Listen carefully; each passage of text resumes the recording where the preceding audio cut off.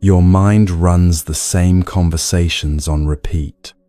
You replay what you said, rehearse what you'll say, analyze what it means. The exhaustion isn't from living, it's from thinking about living. This stops today. 8 Buddhist stories will show you exactly where your mind traps you and how to step free. Not through positive thinking or mental tricks, through recognition. You'll meet a poor man who carried priceless treasure for years without knowing it was sewn into his robe. A student everyone called hopeless who became a master through one simple practice. A hare who faced certain death with impossible calm and transformed fate itself. These aren't metaphors for self-improvement. They're mirrors showing what happens when people stop fighting their minds and see clearly. Each story reveals one way overthinking blocks peace, evaluating your worth endlessly, rehearsing confrontations that never happen, analyzing your capacity, instead of simply practicing, trying to control outcomes beyond your reach, waiting for perfect timing, calculating every risk, treating life as burden, doubting what you already are.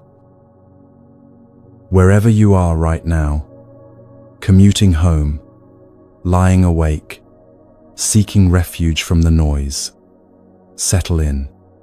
This journey takes 3 hours. No rushing, no forcing. By the end, you won't have learned how to think better.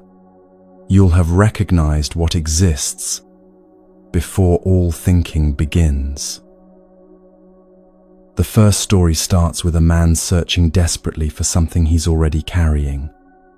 You'll recognize him immediately.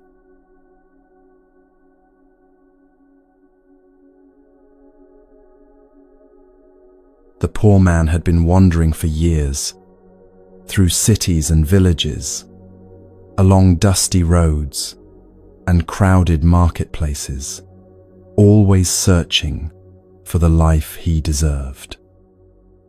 He'd left home young with dreams of prosperity. Somewhere beyond the next hill, he was certain, fortune waited. But the years had worn him down like water smoothing stone. Work came and went, hauling grain, mending walls, odd jobs that paid barely enough for rice and shelter. He slept in doorways when he couldn't afford rooms. Each dawn he stood with other desperate men at market squares, hoping merchants would choose him for the day's labor. They usually didn't. Too old, too worn, too visibly defeated. On good days, he earned enough to eat. On bad days, he watched others eat and told himself tomorrow would be different. But hunger wasn't the worst part. What haunted him was the constant measuring. He'd see men his age dressed in fine clothes, conducting business, speaking with authority. He'd wonder what invisible quality they possessed that he lacked. Better breeding, sharper minds, some essential worthiness that marked them for success while leaving him permanently outside. The comparison never stopped. If only I had education. If only I'd been born into the right family. If only I was clever enough to spot opportunities, brave enough to seize them, worthy enough to matter. Each thought was a stone added to the weight he carried. This is the exhaustion, you know, not the tiredness of physical work, but the weariness of evaluating yourself constantly. Am I smart enough for this position? Attractive enough to be chosen? Successful enough to justify my existence? The questions multiply faster than answers arrive. One evening, exhausted and hungry, the poor man's wandering brought him to a prosperous city. He remembered that an old friend lived here, someone from his village who'd left years ago and succeeded beyond imagination. He found the house easily, large, well-maintained, announcing its owner's status before you knocked. Shame held him at the gate. The humiliation of appearing in rags before someone who'd climbed while he'd fallen felt unbearable. But night was coming, and he had nowhere else to go. He knocked. The wealthy friend opened the door himself. His face transformed instantly. Genuine joy. No hesitation. No judgment. "You're here," he said, pulling the poor man inside before he could apologize for his appearance. He ordered servants to prepare a feast. Not a modest meal, but a celebration. He insisted his old companion take the place of honor at the table. They ate together like they had as boys, laughing, sharing memories, the years of separation, dissolving. The poor man felt something he hadn't experienced in so long he'd almost forgotten the sensation. Belonging, being seen as himself, not measured against anyone else. Wine flowed freely. The warmth of the room, the fullness of his belly, the safety of being among friends, it all combined into overwhelming relief. His eyes grew heavy mid-sentence. The wealthy friend noticed and smiled gently. "Rest," he said. "Stay as long as you need." The poor man fell asleep right there at the table, more peaceful than he'd been in years. The wealthy friend sat watching his companion sleep. He saw the exhaustion carved into his face, the defeat settling into his shoulders, the weight of years spent believing himself worthless. Deep compassion rose in him. He knew his friend would leave in the morning. Pride wouldn't allow accepting direct charity. He'd return to the wandering that was slowly killing him, convinced he had nothing, was nothing, would never be anything. So the wealthy friend did something remarkable. He went to his treasury and selected a jewel of extraordinary value, a stone that could sustain a person comfortably for life, that could transform poverty into security with a single sale. Quietly, carefully, he returned to where his friend slept. He took out a needle and thread. He sewed the priceless jewel deep into the hem of his friend's robe, hidden in the lining where it wouldn't be noticed, but would travel with him everywhere. He worked slowly, making sure the stitching was secure. The jewel settled into the fabric, invisible but present, a fortune concealed in plain sight. The wealthy friend didn't wake him to explain, didn't attach conditions or demand gratitude. He simply gave, secretly, and let his friend sleep. This act mirrors a teaching from the Lotus Sutra, one of Buddhism's most important texts. The jewel represents what's called Buddha nature, the inherent capacity for awakening that exists in all beings. Not something you earn through achievement, not something you develop through years of practice. Something already present, complete, waiting to be recognized. Morning came too quickly. The poor man woke, embarrassed by falling asleep at the table, overwhelmed by his friend's generosity. He thanked him profusely and prepared to leave. The wealthy friend almost told him about the jewel. The words formed in his mouth. "Wait, before you go, there's something sewn into your robe." But he hesitated. Some gifts can't be explained. Some truths must be discovered, not delivered.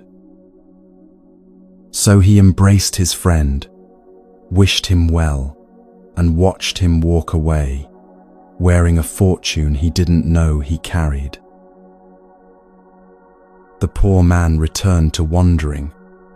The same dusty roads, the same desperate search for work, the same gnawing sense of inadequacy. Years passed. Not months, years. He moved from city to city, always searching for the opportunity that would finally prove his worth. He took whatever work he could find, saved what little he could, dreamed of the day he'd have enough to matter. The robe grew threadbare. He patched it when it tore, washed it in rivers, wore it through seasons of heat and cold. It was all he had. The jewel remained hidden in the hem, carried through 100 cities, present during 1,000 moments of despair. There, while he stood at market squares waiting to be chosen. There, while he slept in doorways and told himself he was worthless. He never noticed the slight weight at the bottom of his robe, never wondered about the careful stitching in the lining, never suspected that what he desperately sought was sewn into the very garment he wore against his skin. The irony became his daily reality. He'd stand begging for work while carrying wealth that exceeded what most merchants possessed. He'd count coins carefully, calculating whether he had enough for both food and shelter, while a fortune rested against his leg. He'd watch successful men pass by and wonder what made them worthy, never realizing he carried more value than they could see. The measuring intensified over time. Each year, without success, confirmed his suspicions about himself.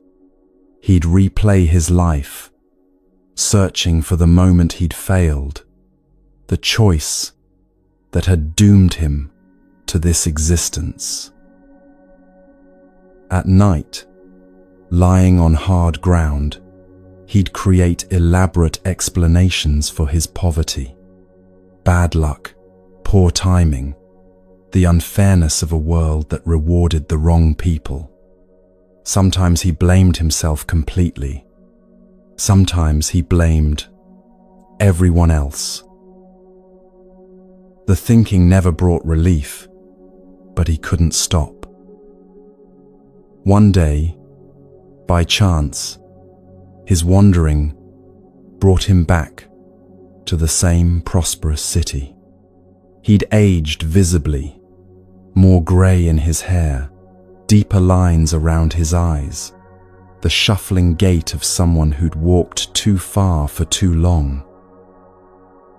He stood in the marketplace, hoping for work, when a hand gripped his shoulder. He turned to see his wealthy friend, staring at him in disbelief. "You're still living like this?" the wealthy friend said, his voice breaking. "After all these years, you're still wandering in poverty?" The poor man felt shame flood through him.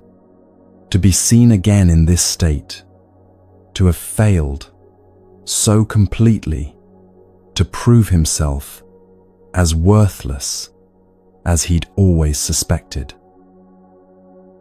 "I've tried," he said quietly.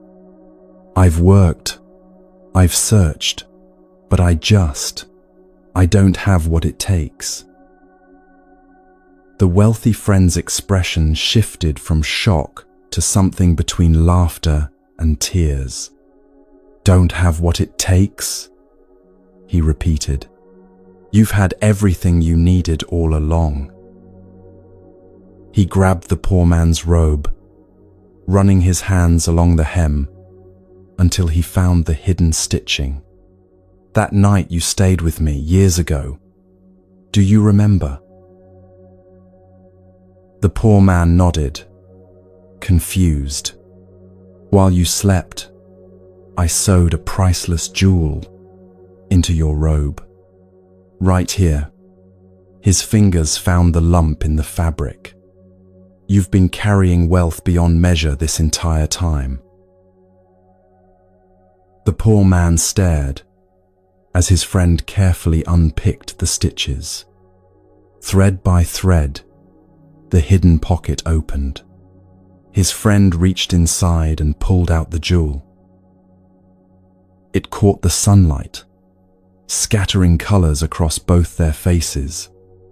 The poor man had never seen anything so beautiful, so valuable, so impossible. "This has been with you through everything," his friend said gently. "Every city you walked through, every night you slept in doorways, every moment you thought yourself worthless, you were carrying this." The poor man took the jewel in trembling hands. The weight felt familiar somehow, like something his body had known even while his mind remained ignorant. He thought of all the years, the calculations, the comparisons, the endless measuring of his inadequacy. All of it happening while this jewel rested against his skin, patient and present, waiting to be seen. He hadn't been poor at all, not for years. He'd simply been unable to see what he already possessed. This parable appears in the 8th chapter of the Lotus Sutra.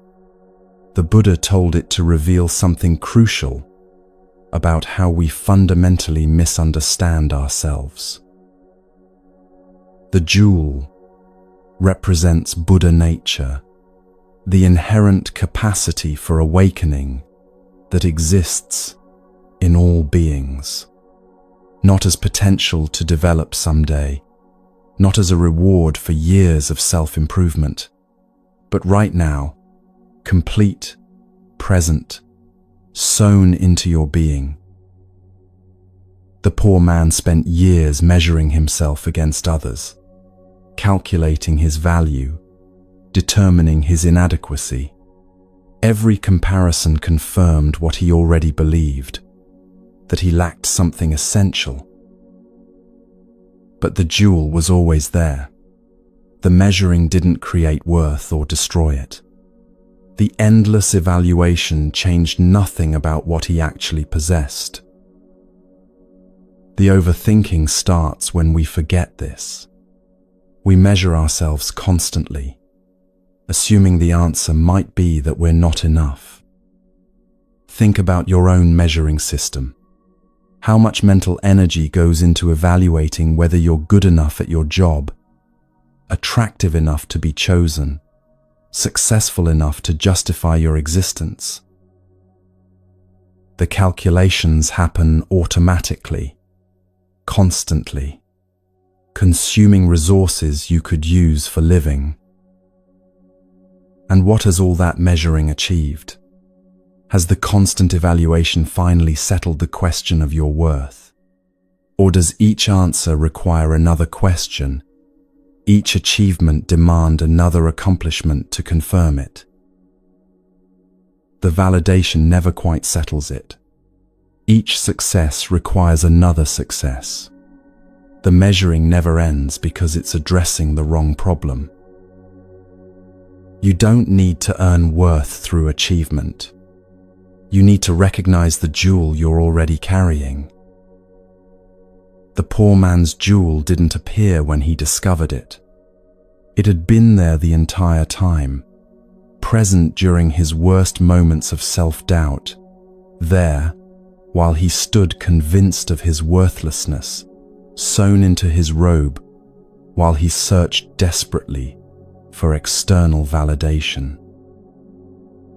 The recognition changed everything while changing nothing. The jewel was identical before and after discovery. What shifted was his ability to see what had always been true. The Buddha taught this not as positive thinking, but as direct observation. You can verify it yourself. What happens when you stop evaluating for just this moment? Not to think better thoughts about yourself, but to rest from the measuring entirely. There's often a sensation of relief, like setting down a weight you didn't realize you were holding. The relief doesn't come from reaching a positive conclusion about yourself. It comes from temporarily stopping the evaluation process. That relief points to something important. The measuring itself is the burden, not the conclusions it reaches. The jewel is there whether you search for it or not. The searching doesn't create it. The recognition doesn't add anything. It simply reveals what already is. The Lotus Sutra teaches that all beings possess this Buddha nature, not some beings, not the spiritually advanced, not those who've meditated for decades. All beings, you included. Right now, regardless of how you feel about yourself, regardless of how your life looks from the outside, regardless of whether you've succeeded or failed, by any measure, the capacity for awakening exists in you. Complete, present, waiting only for recognition. The poor man stood in that marketplace, holding a jewel that had traveled with him for years. All the poverty, all the shame, all the measuring, none of it had touched the jewel's value. Your worth is like that jewel, independent of circumstances, untouched by comparison, complete regardless of recognition. The question isn't whether you have it. The question is whether you can stop measuring long enough to see it. What would it feel like to set down the evaluation just for this moment? Not to conclude you're worthy, but to rest from asking the question entirely. The jewel doesn't need your belief to exist. It was there before you questioned yourself. It remains after you stop. The poor man walked away from that marketplace wealthy, not because the jewel suddenly appeared, but because he finally saw what had been there all along. The same recognition waits for you. But seeing inherent worth doesn't end all struggle. In the next clearing, a different test appears. Someone who provokes you deliberately, repeatedly, testing whether patience is weakness or wisdom. A buffalo stands still while a monkey pulls his ears, and what looks like passivity reveals itself as strength.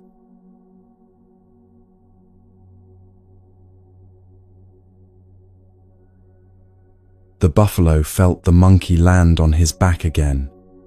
Lightweight, familiar by now, almost routine.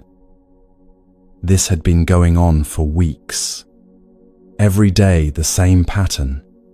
the monkey would swing down from the trees, land on the buffalo's broad back, and begin his harassment.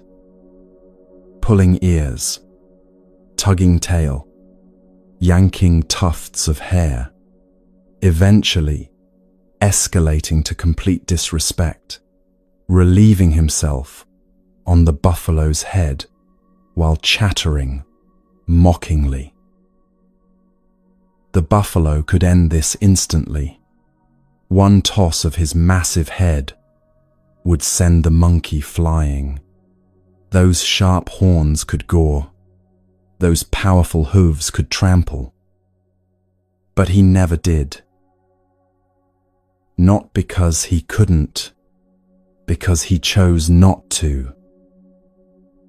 This distinction between inability and choice sits at the heart of the Mahisa Jataka, the 278th story in the Pali Canon's ancient collection.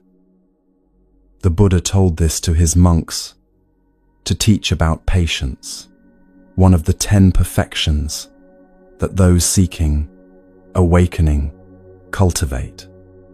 Not the patience of gritted teeth and suppressed rage, the patience that comes from seeing clearly. Inside the buffalo's mind, the analysis ran constantly. He felt every pull, every indignity, every violation. The temptation to react was absolutely real. He could end this. Swift movement, problem solved, lesson delivered. The monkey would learn about consequences. The harassment would stop. But then deeper thought emerged. This monkey is ignorant. He doesn't understand what he's doing or who he's doing it to. He sees my patience as weakness, my calm as inability to respond. Why should I, a noble being, lower myself to his level? Why should I let his ignorance dictate my actions? He can pull my ears all day. It doesn't diminish me unless I choose to let it. This is the teaching the buffalo understood. Reacting to every provocation doesn't demonstrate strength. It demonstrates that others control you. If the monkey could make him angry by pulling his tail, then a small creature controlled a massive one. If harassment could force a response, then the harasser held the power. True strength meant remaining unmoved, not through suppression, but through clarity. You know this pattern from your own life. Someone at work undermines you in a meeting. 30 seconds of their comments. 3 hours of you replaying it, crafting responses, imagining confrontations. They said their piece and moved on. You're still fighting them in your head, during dinner, during your commute, before sleep.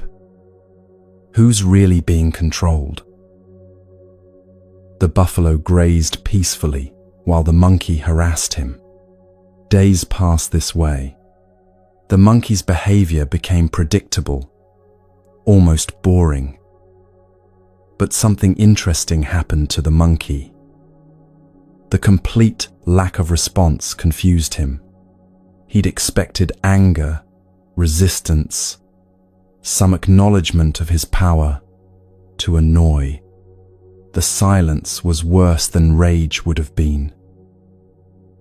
So he escalated, pulled harder, insulted louder, violated more egregiously. Still nothing. The buffalo continued his peaceful routine, as if the monkey didn't exist. This non-reaction infuriated the monkey more than any retaliation could have.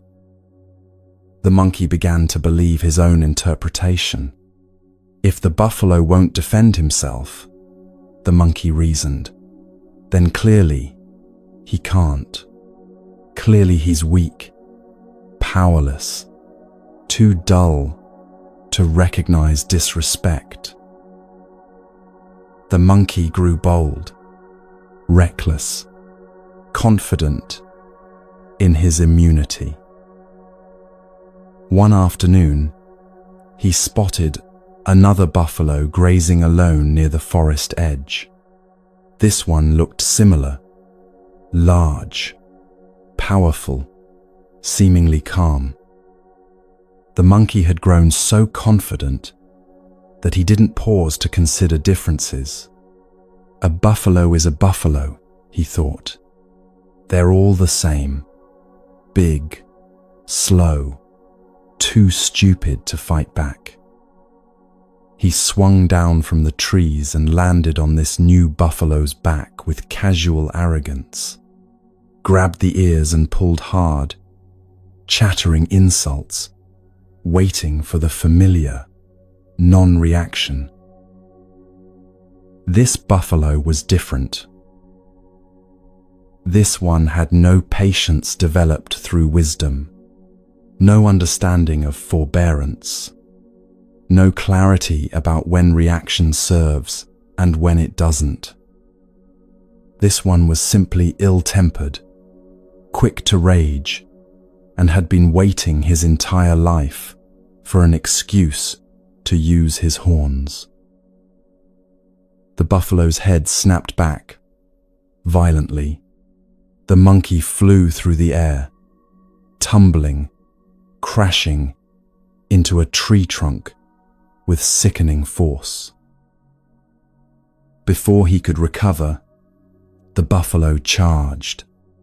Those massive hooves came down once, twice, crushing. The horns followed, swift and merciless. The monkey died instantly. His last moment of consciousness, if there was any thought at all, might have been pure confusion. How could this buffalo be so different from the other? They looked the same, moved the same, grazed in the same forest. But one had chosen patience through understanding. The other had chosen rage. The monkey had mistaken the first buffalo's choice for incapacity, never understanding that patience was power, not weakness. When the Buddha finished telling this story, he revealed the teaching embedded in it. In that past life, I was the patient buffalo, he said, the one who endured harassment without retaliation, who chose nobility over reaction. This matters. The Buddha himself, in a past existence before enlightenment, practiced patience so complete that it allowed continuous disrespect without anger. Patience appears in Buddhism as one of the 10 perfections, qualities those seeking awakening develop over many lifetimes. The Pali word is khanti, often translated as patience, forbearance, or endurance. But it's not passive acceptance of abuse. It's the strength to not react from anger when reaction would cause more suffering. Think about the mental energy you spend on difficult people. The colleague who dismisses your ideas.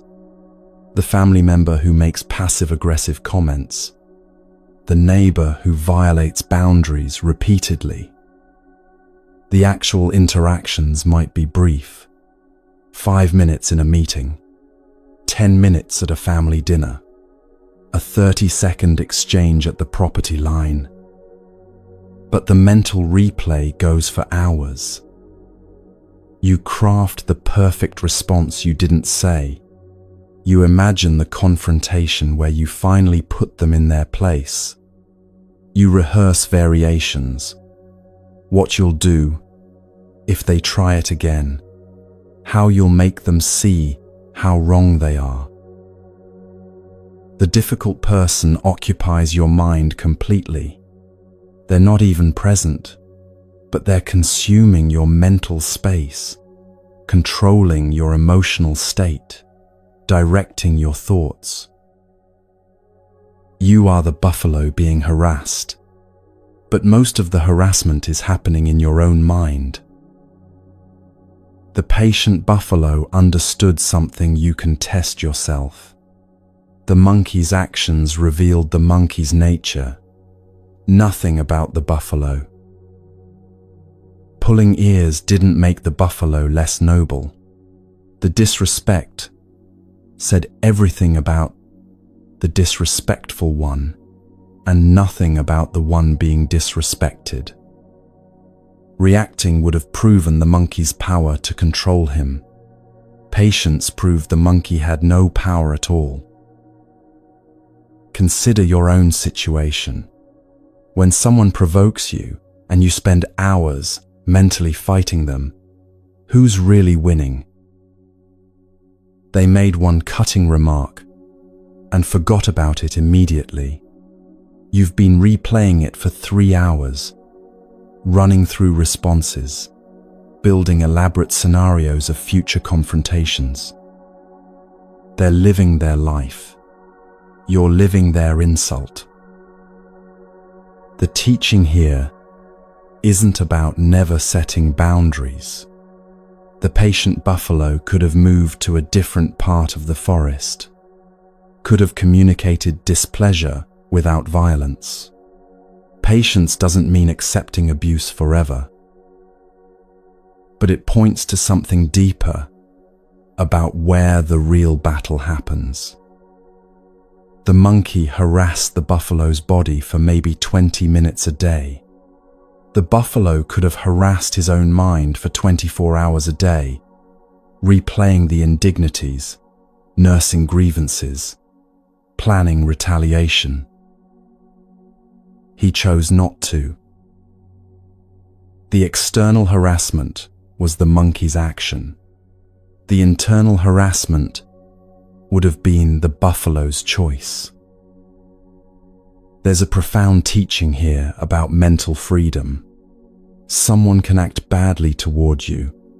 That's their karma, their action, their responsibility.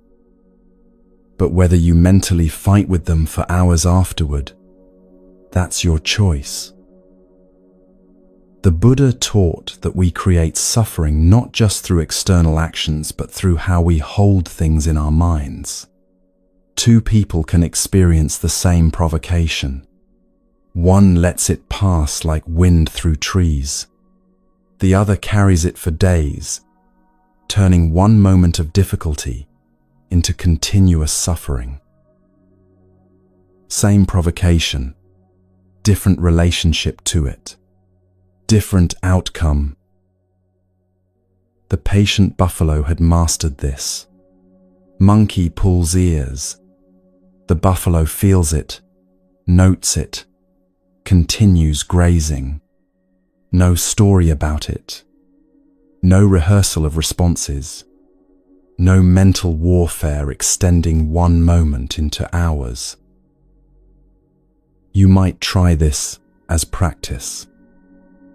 Next time someone provokes you, notice when the mental rehearsal begins. The moment you start crafting responses, imagining confrontations, replaying their words. See if you can catch it starting. Then ask, does this mental battle change anything about the actual situation? Does imagining the perfect comeback alter what they said? Does rehearsing the confrontation resolve anything? Or does it just extend their control over you from 30 seconds to 3 hours? The buffalo's wisdom was recognizing that some provocations don't deserve the dignity of internal response. not because you're weak, because they're not worth your mental energy. The monkey died because he fundamentally misread the situation. He saw patience and interpreted weakness. He saw restraint and interpreted inability. He never understood that the patient buffalo could have killed him at any moment. The choice not to was strength, not limitation. When you choose not to mentally fight with someone who provoked you, you're not being passive. You're refusing to let their behavior rent space in your head. There's a teaching in the Dhammapada, one of Buddhism's oldest and most revered texts. Hatred is never appeased by hatred in this world. By non-hatred alone is hatred appeased. This is a law eternal. The patient buffalo lived this teaching. Meeting harassment with violence would have been meeting ignorance with ignorance. Meeting it with patience was meeting ignorance with wisdom. And wisdom, the teaching says, always prevails. Not immediately, perhaps. Not in ways that feel satisfying to the angry mind, but inevitably. The monkey's own actions led to his death. The buffalo didn't need to retaliate. The monkey's misunderstanding of patience as weakness led him to provoke someone who had no such wisdom. Karma worked itself out without the buffalo needing to enforce it. This connects to another Buddhist teaching about non-interference. Sometimes the wisest action is no action. Sometimes things resolve themselves when you stop trying to control outcomes. The buffalo could have killed the monkey to teach him a lesson, but the monkey learned a much more permanent lesson by encountering natural consequences of his own behavior. You see this in your own life when you stop trying to make difficult people see what they're doing. Stop trying to make them understand. Admit fault. Acknowledge your perspective. Often, life teaches them far more effectively than your explanations ever could. The patient buffalo also understood something about dignity. His nobility came from his own nature, not from the monkey's recognition of it. The monkey could pull his ears until the end of time. It didn't change what the buffalo fundamentally was. Your worth doesn't depend on difficult people acknowledging it. Your dignity doesn't require their recognition. Your value exists independent of their opinion. This is hard to internalize because we're social creatures who want recognition. But Buddhism teaches that seeking validation from those who can't or won't give it creates suffering. The buffalo knew he was noble. The monkey's opinion was irrelevant. Can you know your own worth, independent of whether difficult people acknowledge it? There's also a teaching here about conserving energy. Mental warfare is exhausting. Continuous rehearsal of confrontations, constant planning of responses, endless replay of provocations. It drains you. The buffalo conserved his energy for what mattered: grazing, resting, living his life peacefully. He didn't waste it on mental battles with an ignorant monkey. Where is your energy going? How much gets consumed by mental fights with people who aren't even present? What could you do with that energy if you freed it from rehearsing responses to people who provoked you last week, last month, last year. The Buddha's teaching on this is clear. You have limited energy and attention. Use it for what moves you toward freedom, not for what keeps you bound to reactivity. The patient buffalo also demonstrated something about compassion. He saw the monkey's behavior as arising from ignorance, not from malice. The monkey didn't understand, couldn't see clearly, was trapped in his own confused view of how the world worked. This is worth considering with difficult people in your life. They're not evil masterminds plotting your suffering. They're confused beings acting from their own pain, ignorance, or limitation. This doesn't excuse their behavior, but it puts it in context. And sometimes that context makes it easier not to take it personally. The monkey pulled the buffalo's ears because the monkey was small and needed to feel powerful, not because the buffalo deserved harassment. When someone is difficult with you, it's usually about their own state of mind, not about your value. The story ends with the monkey's death, which might seem harsh, but it completes the teaching. Mistaking patience for weakness has consequences. The monkey learned fatally that not all calm beings are incapable of response. Some are calm because they're wise. Some are calm because they're restrained. And some are calm because they're simply waiting. The monkey couldn't tell the difference. His inability to recognize the source of patience killed him. There's a warning here about making assumptions. The patient buffalo wasn't weak. He was choosing patience. The ill-tempered buffalo wasn't strong. He was simply reactive. Strength and weakness aren't always what they appear to be. The teaching circles back to where it began. True strength is remaining unmoved by provocation. Not through suppression, that's just delayed reaction. Through clarity, seeing that someone else's behavior doesn't require your internal warfare. The buffalo grazed peacefully because he understood his own nature.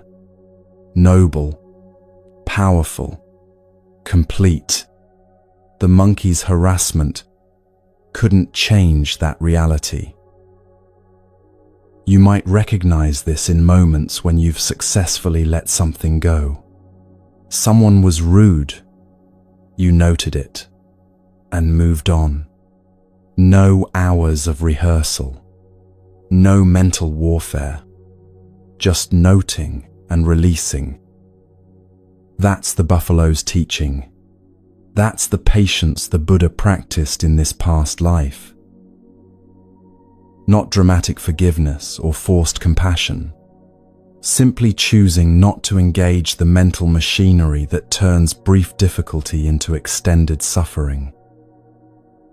The monkey is gone now, but his lesson remains. Patience isn't weakness. Restraint isn't inability. And sometimes the greatest power is the power to not react. In the next story, the scene shifts from external provocation to internal struggle.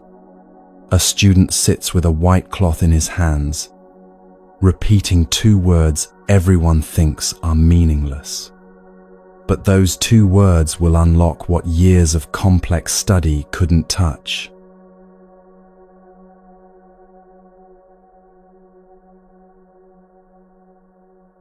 The cloth was filthy, Kuapanthaka stared at it in his hands. This white cloth the Buddha had given him days ago, now stained grey-brown from continuous rubbing. Oil from his skin, dust from the air, the inevitable grime that accumulates on everything through contact and time. He'd been rubbing it for days while repeating 2 words: removing impurity, removing impurity. Everyone thought the Buddha had given him a cleaning task disguised as practice, a kind way to keep the hopeless student occupied while the real monks did real training. But Kuapanthaka wasn't cleaning anything. He was watching. The cloth had been pure white when he started. His hands had been clean, yet through continuous contact, the cloth had absorbed impurity. Gradually, inevitably, the white had turned to grey. And in that simple observation, everything shifted. If impurity could accumulate, it could be removed. If the cloth could become dirty, it could be cleaned. Nothing about the dirtiness was permanent or inherent to the cloth itself. His mind was like this cloth. All the confusion, the shame of being called stupid, the endless analysis of his own inadequacy, none of it was permanent. None of it was who he fundamentally was. It had accumulated through contact with discouragement, failure, harsh words. And what had accumulated could be removed. This is where most tellings of the Kuapanthaka story begin, with his breakthrough. But to understand why this simple insight shattered his mind open, you need to know what came before. His brother had given up on him that morning, not with cruelty, but with the resignation of someone stating obvious facts. "You're not suited for this life," his brother had said. "Monastic training requires memorization, study, understanding. You can't do any of it. Go back to lay life where these things don't matter." Kuapanthaka had tried to learn. For months he'd tried desperately. His brother would teach him a single verse, 4 lines, maybe 20 words total. Simple teachings that children could memorize. Kuapanthaka would repeat them carefully, concentrating with everything he had. Then his brother would ask him to recite it back. The words would vanish from his mind like water through sand, completely gone, not half remembered, erased. His brother tried different methods. Repetition, saying lines hundreds of times. Songs, turning verses into melodies. Images, connecting words to pictures. Nothing worked. The other monks noticed. Some pitied him. Others mocked openly. Why is he even here? He makes us all look bad. Send him away before he embarrasses the whole community. Kuapanthaka heard everything. Each comment confirmed what he already believed about himself. The overthinking became its own prison. He'd sit trying to memorize, but his mind would flood with thoughts about his inadequacy. Everyone knows I'm stupid. Why do I keep trying? What's wrong with my brain that I can't do what children do easily? The analysis consumed the mental space needed for actual learning. So when his brother finally told him to leave, Kuapantaka felt relief, mixed with crushing shame. Relief that the struggle could end. Shame that he'd failed at the one thing that mattered. He gathered his few possessions and walked toward the monastery gate. His mind churned. I'm not smart enough. I don't have what it takes. Everyone was right about me. The Buddha stood at the gate, watching him approach. Where are you going? The Buddha asked. Kuapantaka explained through shame and tears. His brother had dismissed him. He couldn't memorize anything. He was too stupid for the teachings. Better to leave before embarrassing himself further. The Buddha listened without interrupting. When Kuapantaka finished, the Buddha smiled with something that looked like recognition. Your brother teaches one kind of mind, the Buddha said. But there are many kinds of minds, many paths to understanding. Stay. I'll teach you myself. This itself is a teaching. The Buddha's skillful means, his ability to adapt methods to different students. Not everyone learns through memorization. Not everyone reaches understanding through intellectual study. Kuapantaka felt hope flicker, then doubt crushed it. If his own brother, patient and skilled, couldn't teach him, how could anyone succeed? The Buddha reached into his robe and pulled out a clean white cloth.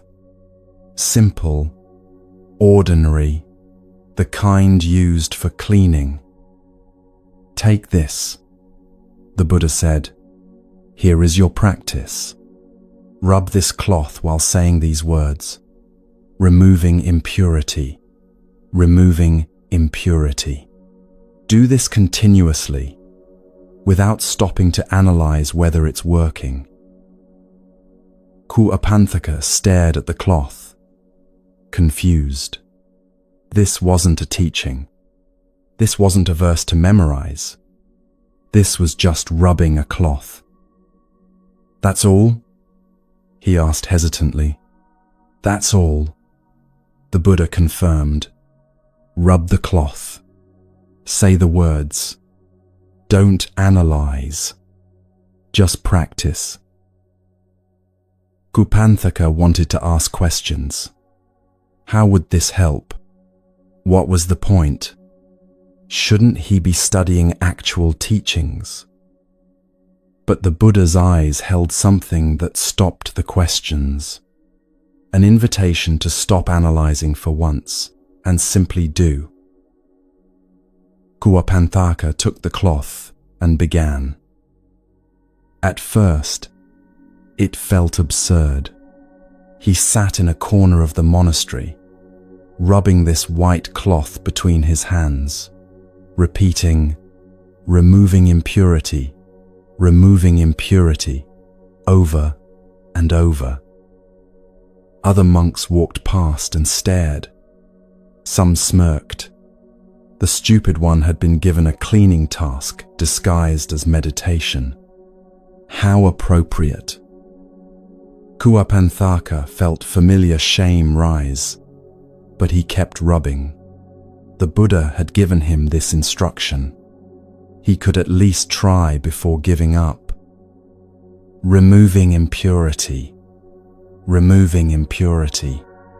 His hands moved in steady rhythm. The cloth slid between his palms, soft and clean. Minutes passed. Then an hour. His mind tried to wander into familiar analysis. What was this accomplishing? How did rubbing cloth count as spiritual practice? Shouldn't he be learning something? But the instruction was simple. Rub the cloth. Say the words. Don't stop to analyze. So he didn't stop. Days passed this way. While other monks studied scriptures, Kupantaka rubbed his cloth. While they debated philosophy, he repeated his 2 words: removing impurity, removing impurity. The repetition became automatic, soothing. His hands knew the motion now. The words flowed without conscious effort. For the first time in months, he wasn't thinking about his stupidity, wasn't analyzing his inadequacy, wasn't measuring his failure. He was just rubbing a cloth. This is where the teaching becomes clear. Sometimes transformation comes not through understanding, but through bypass. The practice was so simple, it couldn't be overthought. Then one day, he noticed.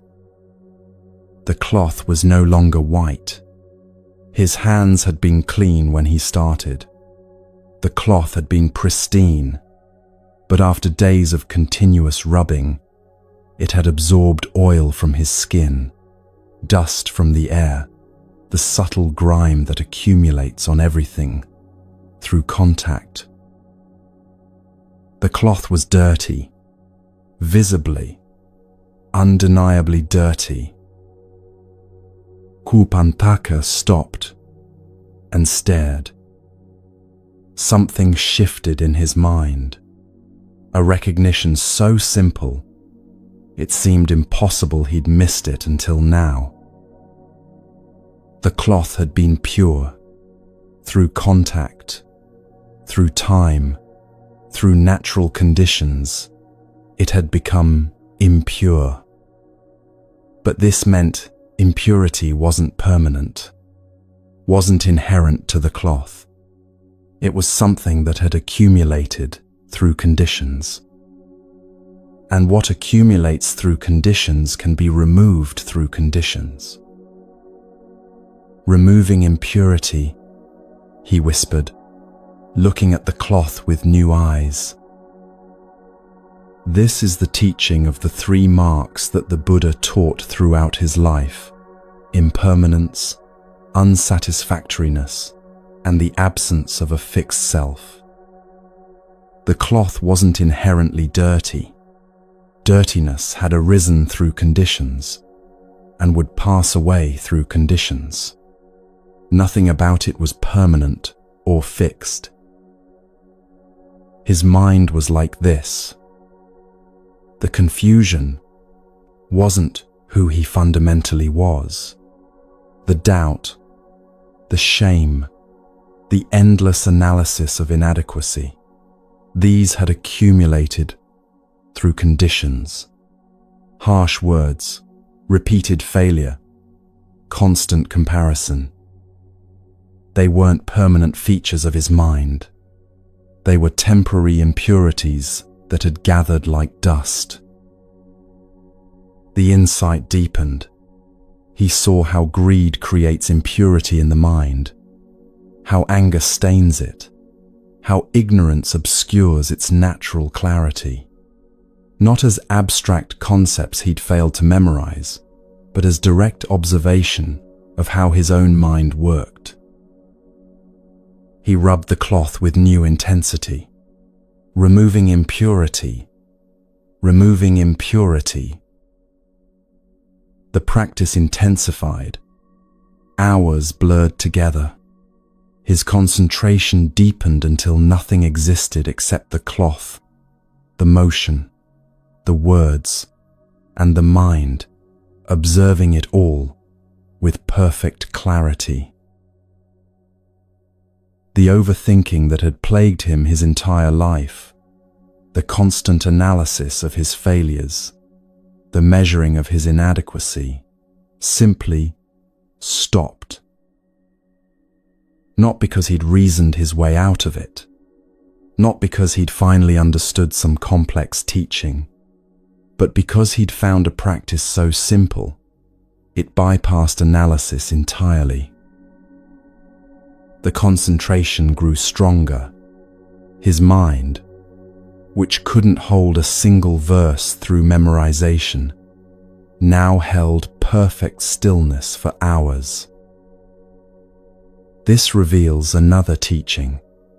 The mind that seems incapable often just needs a different door. Kuapanthaka couldn't learn through intellectual understanding, but he could learn through direct experience, through practice, through observation. Weeks passed. The transformation became undeniable. Other monks noticed something had changed. The defeated slump in his shoulders had straightened. The confusion in his eyes had been replaced by quiet certainty. One morning during group meditation, Kuapanthaka sat completely still. His mind had reached a depth of concentration few ever achieve. In that stillness, the final impurities dissolved. Complete liberation, full awakening, the end of suffering. The student everyone had called hopeless had become enlightened. His brother heard the news and came running, disbelief clear on his face. "It's impossible," he said. "You couldn't memorize a single verse. How could you possibly have reached enlightenment?" The Buddha gathered the monks together. "Who is wiser?" he asked. "The one who memorizes 1,000 verses but doesn't practice them, or the one who learns a single truth and lives it completely?" This teaching appears in the Dhammapada, one of Buddhism's most important texts. Understanding isn't measured in verses memorized, but in transformation lived. Kuapanthaka stood before his brother, completely changed. The desperation to prove himself intelligent had vanished. The overthinking about capacity had dissolved. He'd found liberation not through complex understanding, but through simple, devoted practice. Later, the Buddha would declare Kuapanthaka foremost among disciples in creating mind-made manifestations. The one who couldn't remember basic verses could now perform feats of concentration that left scholars stunned. How does this teaching address overthinking your capacity? Kuapanthaka spent months analyzing why he couldn't learn. What was defective in his brain? Why did everyone else grasp easily what he struggled with? Was he fundamentally broken? The analysis itself prevented learning. Every moment spent measuring inadequacy was a moment not spent practicing. Every thought about stupidity reinforced the very limitation he feared. You recognize this pattern. How often do you avoid starting something because you're uncertain you're capable enough? How much time goes into analyzing whether you're smart enough, talented enough, prepared enough before you begin? The overthinking creates paralysis. You wait to understand everything before practicing anything. You need to know you'll succeed before you'll try. You analyze capacity endlessly instead of simply testing it.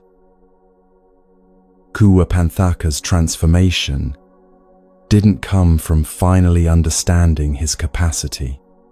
It came from bypassing analysis entirely through simple practice.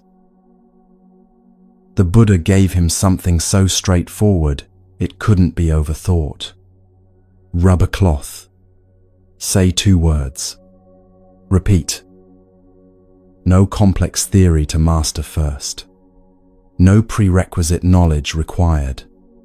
No way to fail through insufficient understanding. Just practice. And through that practice, understanding arose naturally. Not abstract understanding from memorized verses, but direct insight from lived experience. The cloth became dirty. He observed this directly. From that simple observation, he understood impermanence, understood how defilements accumulate and can be removed, understood the nature of mind itself. Think about what you've been avoiding because you're not ready yet. The meditation practice you'll start once you've read enough books about meditation. The creative project you'll begin when you've studied enough technique. The difficult conversation you'll have after you've analyzed every possible outcome. The waiting for readiness is often just fear disguised as prudence. The analysis of capacity is often just a delay tactic. Kuapanthaka couldn't have analyzed his way to enlightenment. His mind didn't work that way. But he could rub a cloth. He could repeat 2 words. He could practice simply, continuously, without stopping to evaluate whether it was working. The practice itself created the capacity he thought he lacked. This doesn't mean understanding is worthless or study unnecessary, but it reveals that we often reverse the order. We think understanding must come first, then practice. Kupanthaka discovered the opposite. Practice first, continuously, simply. Understanding follows naturally from direct experience. The Buddha's skillful means shows throughout this story. He didn't give Kupanthaka more verses to memorize, or better, memorization techniques. He gave him a practice that matched how his mind actually worked. Different minds need different doors. The teaching that transforms one person might confuse another. The practice that seems simple might be exactly what unlocks understanding. The white cloth wasn't a lesser teaching because it was simple. It was the perfect teaching because it was accessible. You might notice this in your own life. The things you've learned most deeply often came not from complex theory but from simple practice repeated until understanding emerged.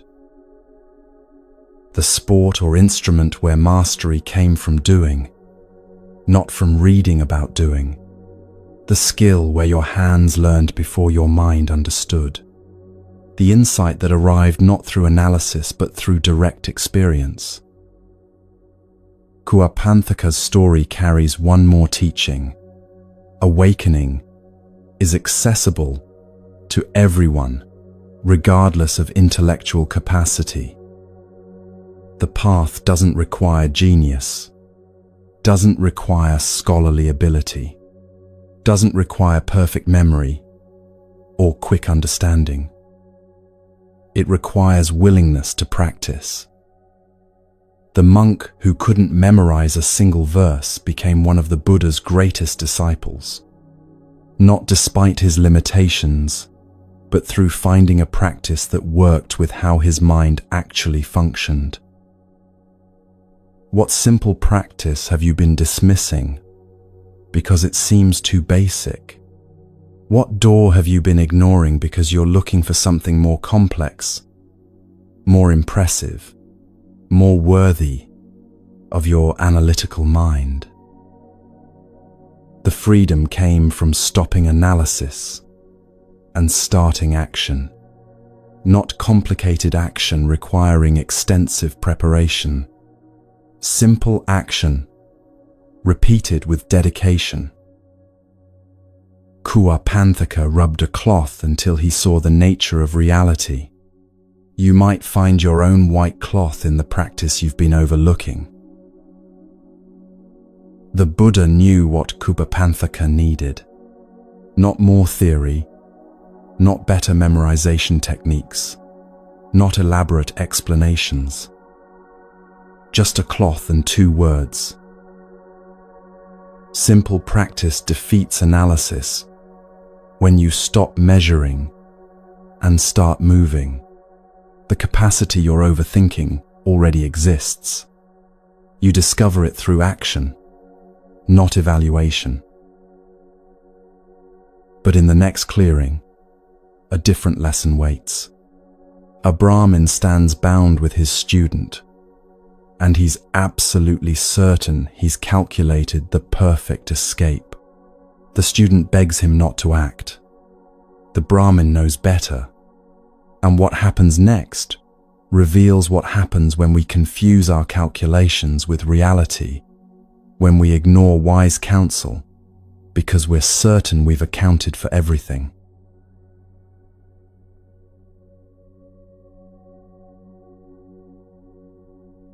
Teacher, please don't. Vidarbha barely heard his student's voice. His mind was too busy calculating, planning, ensuring every variable aligned with his prediction.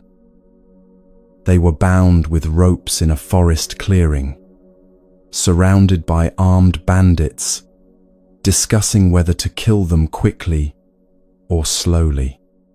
But Vidarbha had already mapped the way out.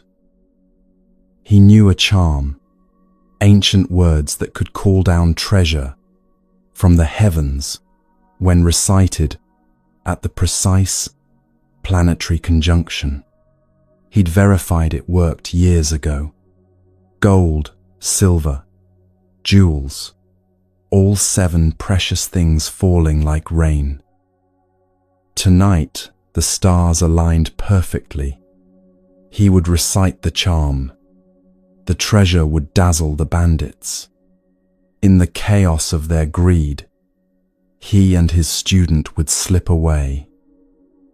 The plan was flawless. Teacher, his student said again, more urgently, you can't predict what happens once that treasure appears. Please listen to me. But Vidarbha had stopped listening the moment he'd started calculating. This is where the Jataka begins, with a teacher who possessed knowledge and a student who possessed wisdom, and the fatal gap between the two. The Buddha told this story to his monks to illustrate something crucial. Having wise counsel available means nothing if you ignore it. The student in this story was the Buddha himself in a past life, offering guidance that could have saved his teacher. Vidarbha heard the words but dismissed them. He had logic on his side. The bandits were motivated by greed. Treasure would satisfy that greed. They wanted wealth without risk. Leaving immediately with a fortune eliminated risk. Simple cause and effect. He'd thought it through completely. His student had tried to explain. There are too many variables you can't see. Treasure falling from the sky will attract attention far beyond this clearing. You're trying to control something too vast for any one person to manage. Vidarbha smiled with the patience of someone explaining mathematics to a child. I understand your concern, he said, but I've calculated this carefully. The logic is clear. Teacher, I know what I'm doing. Those 5 words.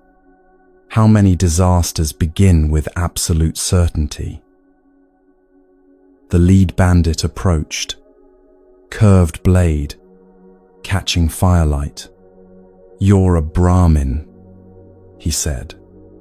Brahmins know magic. Can you make us rich? Here was the moment. Vidarbha could have claimed ignorance, denied knowledge, refused cooperation. He met the bandit's eyes and spoke clearly. I know a charm that calls down the 7 precious things from the sky. Tonight, the stars align perfectly for it. His student closed his eyes in despair. The bandits erupted in excitement. They untied Vidarbha, but kept the student bound as insurance. They built up the fire. They waited for nightfall, weapons ready, greed sharpening their attention. If this is a trick, the leader promised, blade at Vidarbha's throat, you die very slowly. It's not a trick, Vidarbha assured him. In his mind, the plan unfolded with crystalline clarity. Recite the charm. Treasure falls. Bandits scramble to gather it. Escape in the chaos. 90% probability of success, he calculated. Maybe higher. His student made one final attempt. Teacher, this action will set in motion causes you cannot control. One condition leads to another, then another, spreading far beyond what you can predict or manage. This was the teaching the Buddha would later articulate fully: dependent origination, the vast web of causes and conditions that connect everything. Pull one thread, and the whole web moves in ways you never intended. But Vidarbha wasn't interested in webs. He was interested in his calculation. Night fell. Stars wheeled into position. Vidarbha checked the sky carefully, confirming the conjunction. Everything aligned. Now, the bandit leader commanded. Vidarbha spoke the ancient words. For a moment, silence. The bandits tensed, fingers tightened on weapons. Then the sky opened. Gold coins fell like rain, glinting in firelight. Silver followed, ringing as it struck the ground. Jewels scattered across the clearing. Rubies, emeralds, sapphires, catching flames and throwing colored light across stunned faces. Pearls bounced and rolled. Coral branches landed intact.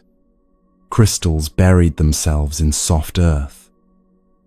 The treasure fell for a full minute, an impossible wealth accumulating in piles around them.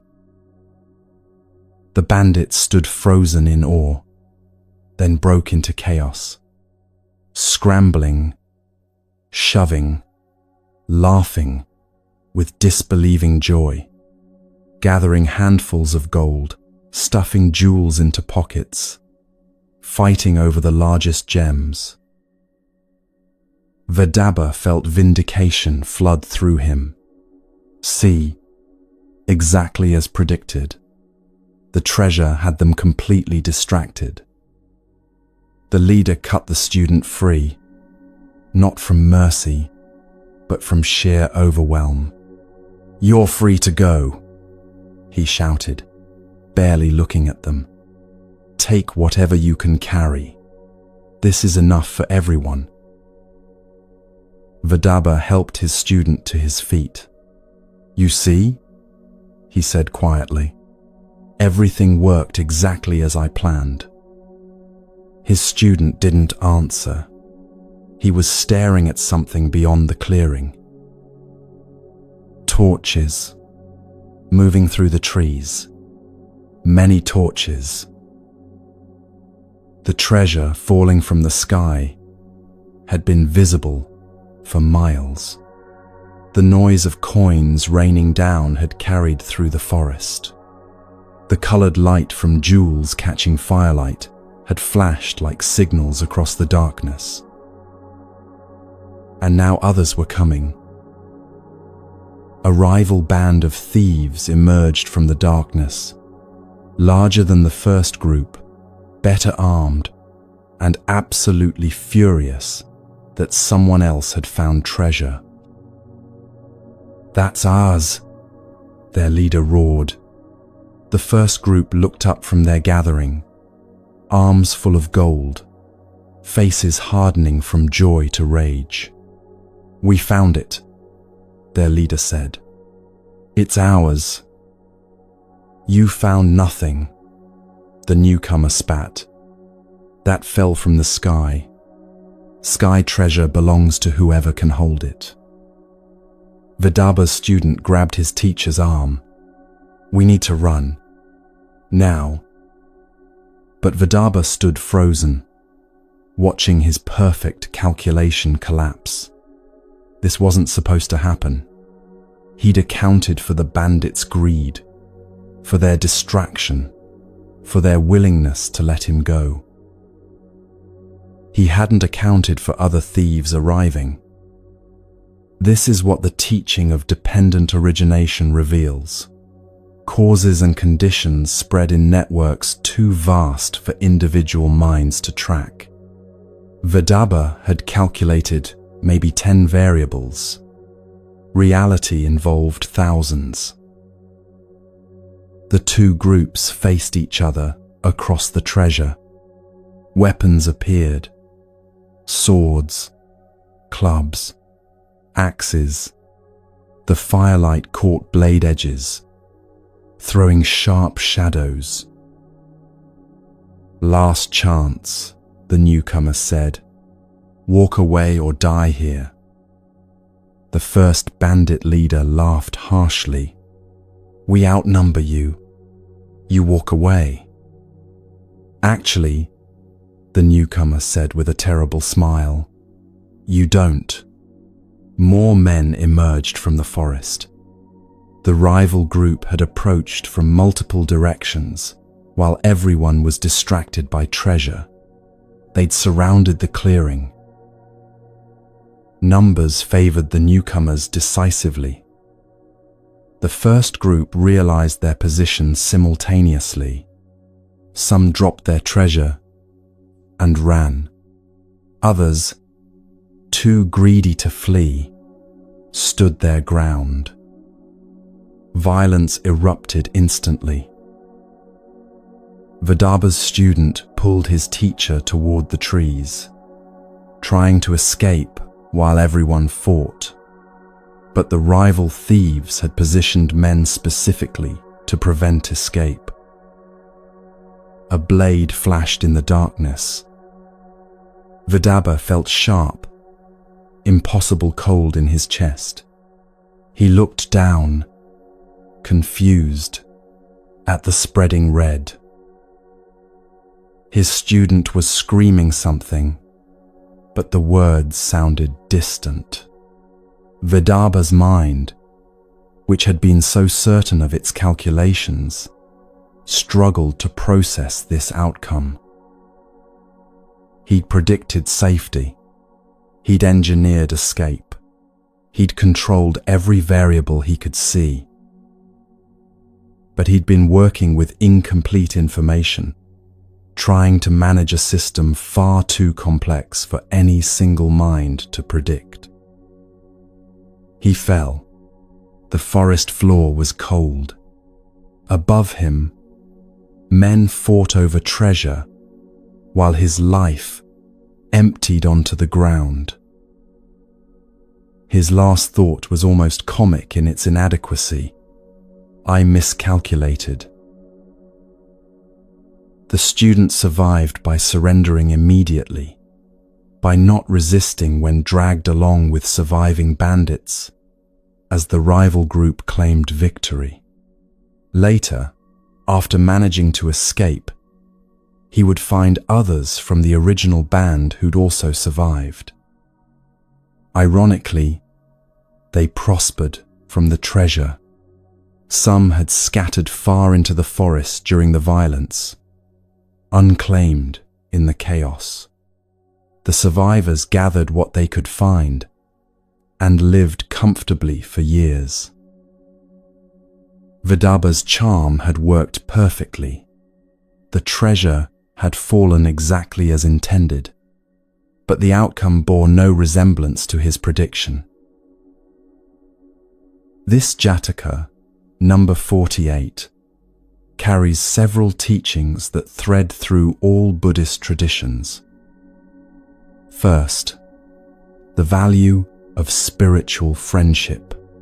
The Buddha emphasized this repeatedly, having wise friends, listening to wise counsel, remaining open to guidance, even when your own certainty feels absolute. Vidarbha had the Buddha himself as his student, offering wisdom, and dismissed it completely, not because the advice was unclear, because his own calculation felt more reliable than counsel. You do this too. Someone who loves you says, "I'm worried about this decision," and you explain why they don't understand. A friend says, "This feels risky," and you detail why you've got it covered. A teacher says, "Reconsider this approach," and you list why your logic is sound. Sometimes you're right and they're wrong.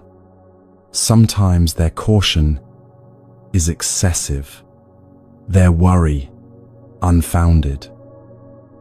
But sometimes, and Vidarbha's death illustrates this precisely, your calculation is working with maybe 10% of relevant information, while they see something you can't.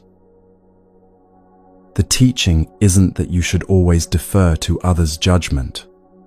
It's that absolute certainty, in the face of wise caution, deserves examination. Second, the teaching of dependent origination, the vast web of interconnected causes and conditions. Vidarbha thought in straight lines. Charm causes treasure. Treasure causes distraction. Distraction causes escape opportunity. Simple cause and effect. Reality works in networks. Charm causes treasure, which causes sound and light, which causes attention miles away, which causes rival thieves to investigate, which causes territorial conflict, which causes violence, which causes death. Each condition creates multiple new conditions. Each cause ripples outward in ways too complex for complete prediction. This doesn't mean planning is useless, but it means recognizing the fundamental limitation. You're trying to predict a system infinitely more complex than any model you can build. Think about the times you've overthought control, the relationship where you've calculated every conversation, predicted every response, engineered the perfect approach to avoid all conflict. Then they react in ways you never anticipated, or external circumstances shift everything, or your careful control creates the very distance you were trying to prevent. The work project, where you've anticipated every objection, prepared for every contingency, mapped every possible outcome. Then someone asks a question you never considered, or the project gets cancelled for reasons outside your analysis, or it succeeds in ways you didn't predict, creating consequences you never imagined. the financial decision where you've calculated every risk, protected against every downturn, built the perfect strategy. Then something happens you couldn't have predicted. A pandemic, a revolution, a technological shift that renders your entire analysis obsolete. Vidarbha wasn't stupid. His logic was internally consistent. His calculations were sound as far as they went. The problem was how far they went. The rival thieves existed, whether he knew about them or not. The treasure's visibility existed, whether he'd considered it or not. The violence was inevitable, whether he'd planned for it or not. Third, the teaching on heedlessness. The Buddha's last words were about diligence, about not being heedless. Heedlessness means acting without regard to consequences, ignoring wise counsel, being so certain of your own judgment that you dismiss all warning signs. Vidarbha was heedless, not through laziness or ignorance, through excessive confidence in his own calculation. His student, the Buddha in a past life, understood what Vidarbha didn't. Some situations are too complex to control. Some outcomes unfold through conditions you can't see, much less manage. The wisdom wasn't in calculating better. It was in recognizing the limits of calculation and acting with appropriate humility. How much mental energy do you spend trying to engineer perfect outcomes? The hours rehearsing conversations to prevent them going wrong. The elaborate planning to avoid all possible disasters. The constant adjustment trying to keep everything under control. How much of it actually controls outcomes? And how much just exhausts you while events unfold according to their own logic? Vidarbha's death wasn't failure of technique. It was the inevitable collision between certainty and complexity. But the story contains one more teaching, easy to miss. The student survived. The scattered treasure eventually helped others. What seemed like complete disaster contained seeds of benefit no one could have predicted. This points to something even deeper about trying to control outcomes. We don't just fail to predict bad results. We also fail to predict good ones. The treasure that killed Vidarbha became prosperity for survivors. The disaster from one perspective was fortune from another. Causes and conditions rippled outward in ways no one could have calculated. Even harm can become help through conditions you never foresaw. Even failure can seed success you never imagined. The web is too vast for judgment from any single position. What would it feel like to act decisively without needing to control every outcome? Not recklessly, but with recognition that perfect calculation is impossible. Vidarbha's mistake wasn't using the charm. It was being certain he knew what would happen next. His student's wisdom was simpler. Acknowledge uncertainty, listen to counsel, act with humility about what you can truly predict, adapt to what actually unfolds, rather than insisting reality match your calculation. You might notice this in your own overthinking. The paralysis that comes from trying to account for every variable before acting. The exhaustion of constant adjustment, trying to maintain control. The shock when outcomes diverge from careful plans. The freedom isn't in better calculation. It's in accepting that you're working with partial information in a complex system, and that's not a problem to solve, but a reality to work with. Plan, yes. Think ahead, certainly. Listen to wise counsel, absolutely. But hold your predictions lightly. Recognize that causes and conditions extend far beyond what you can see. Vedaba died certain. His student survived uncertain but adaptable. Which would you rather be? The treasure still glittered in the clearing when the violence finally ended.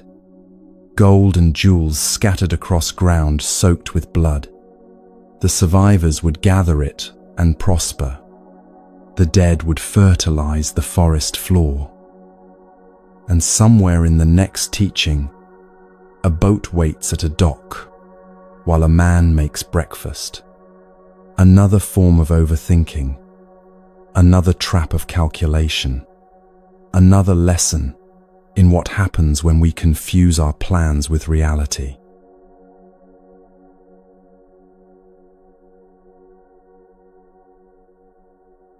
The Buddha's final words to his disciples were simple. All conditioned things decay. Strive with diligence. Not strive when you're ready. Not strive when conditions are perfect. Just strive. Now, because death doesn't wait for your perfect timing. This teaching appears throughout Buddhist texts in different forms, but one story from the commentaries makes it visceral. A man, a river, a boat to the far shore, and delays that seemed so reasonable. The river wasn't just water. It represented the endless cycle of birth, death, and rebirth that Buddhism teaches traps all beings in suffering. The shore where the man stood was the realm of constant dissatisfaction, of wanting, of never quite having enough. Across that river lay the far shore, liberation, the end of suffering, complete freedom from the cycle. The boat represented something extraordinarily rare, the opportunity to actually practice, to work toward freedom while conditions allow it. How rare. Remember the blind turtle, surfacing once every 100 years, finding a single floating ring in an ocean covering the entire earth. Being born with the capacity to understand and practice these teachings is rarer than that. The man in this story had achieved that rare birth. He had the mental faculties to understand, physical health to practice, access to the teachings. The boat had arrived. He woke to see it docked, exactly as announced. For weeks he'd known this chance was coming. He'd prepared, saved, planned, one crossing away from liberation. His stomach was empty. I should eat before going, he thought. The journey across is long. I need strength for what's ahead. This sounds reasonable. This is how we delay practice. I'll meditate tomorrow when I'm less tired. I'll start serious practice after I finish this project. I'll commit to the path when my life is more settled. Each excuse has logic, Each delay seems to optimize conditions for success. The man prepared breakfast slowly, methodically. If this was his last meal before crossing to liberation, why rush? The boat would wait. The captain had said afternoon. Hours remained. 60 minutes disappeared into eggs and tea and the comfortable ritual of eating. Full and warm, exhaustion hit him. The excitement had kept him awake most of the night, imagining his arrival on that far shore, the freedom waiting there. He looked toward the river. The boat sat peacefully. Other passengers boarding casually. No urgency. See, time remained. If I arrive exhausted, I won't be able to practice properly, he reasoned.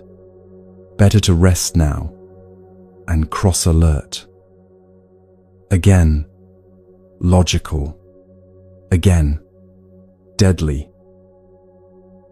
This is precisely how we waste precious human birth. We think we have time. We believe tomorrow will be better for practice than today. We trust that the opportunity will wait for our perfect readiness. But the Buddha taught clearly, death is unpredictable. You don't know if you have another day, another hour. The boat doesn't announce its exact departure. It just leaves. The man lay down for 20 minutes. Sleep took 2 hours because the body doesn't follow plans. When he woke, sun blazing overhead, panic spiked.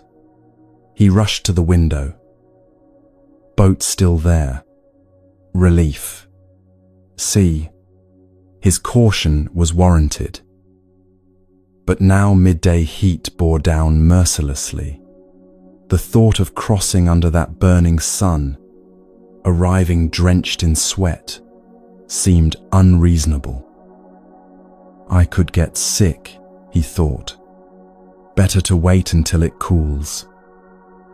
How many times have you delayed practice for comfort? I'll meditate after I'm more comfortable, less stressed, in better circumstances. The Buddha didn't teach waiting for ideal conditions. He taught practicing despite conditions. He taught urgency. His first teaching after enlightenment wasn't wait until you feel ready. It was, there is a path. Walk it now. The man waited for the heat to pass. An hour disappeared. Then another. Then he remembered his bundle. Had he packed everything needed for the far shore? Better check. Better organize properly. 40 minutes. Repacking what was already packed. Then the house. Should he secure it before leaving? Lock shutters. Hide valuables. Prepare for long absence? 30 minutes, making secure a house that held nothing worth protecting. Every decision was defensible. Every delay improved some minor variable. Together, catastrophic. When he finally stepped outside, bundle in hand, ready at last, the light had changed. The sun had moved further than he'd realized. He looked toward the river. The dock was empty. Not boat preparing to leave. Empty. Gone empty. He ran anyway, bundle bouncing against his back, breath tearing. Ran because accepting the truth meant accepting he'd destroyed his own liberation through breakfast and rest and heat avoidance and bundle checking and house securing. The dock was empty when he arrived, gasping, water showing wake marks, already fading. The boat was visible in the distance, small against the far shore. People on deck who'd boarded while he optimized conditions. People who'd crossed hungry, tired, hot, imperfect. People who were now on the shore of liberation while he remained trapped in suffering. A fisherman stood nearby, watching. He'd seen this before. "You missed it," the fisherman said. "When's the next one?" the man asked, though his voice already knew. Maybe a year, maybe longer, maybe never. This is the Buddhist teaching about precious human birth. You've been born as a human, already extraordinarily rare. You have mental capacity to understand these teachings. Rarer still. You have access to the path, almost impossibly rare. This combination might not come again for eons. The Buddha taught that after death, you might be reborn as an animal, a hungry ghost, in realms of suffering where practice is impossible.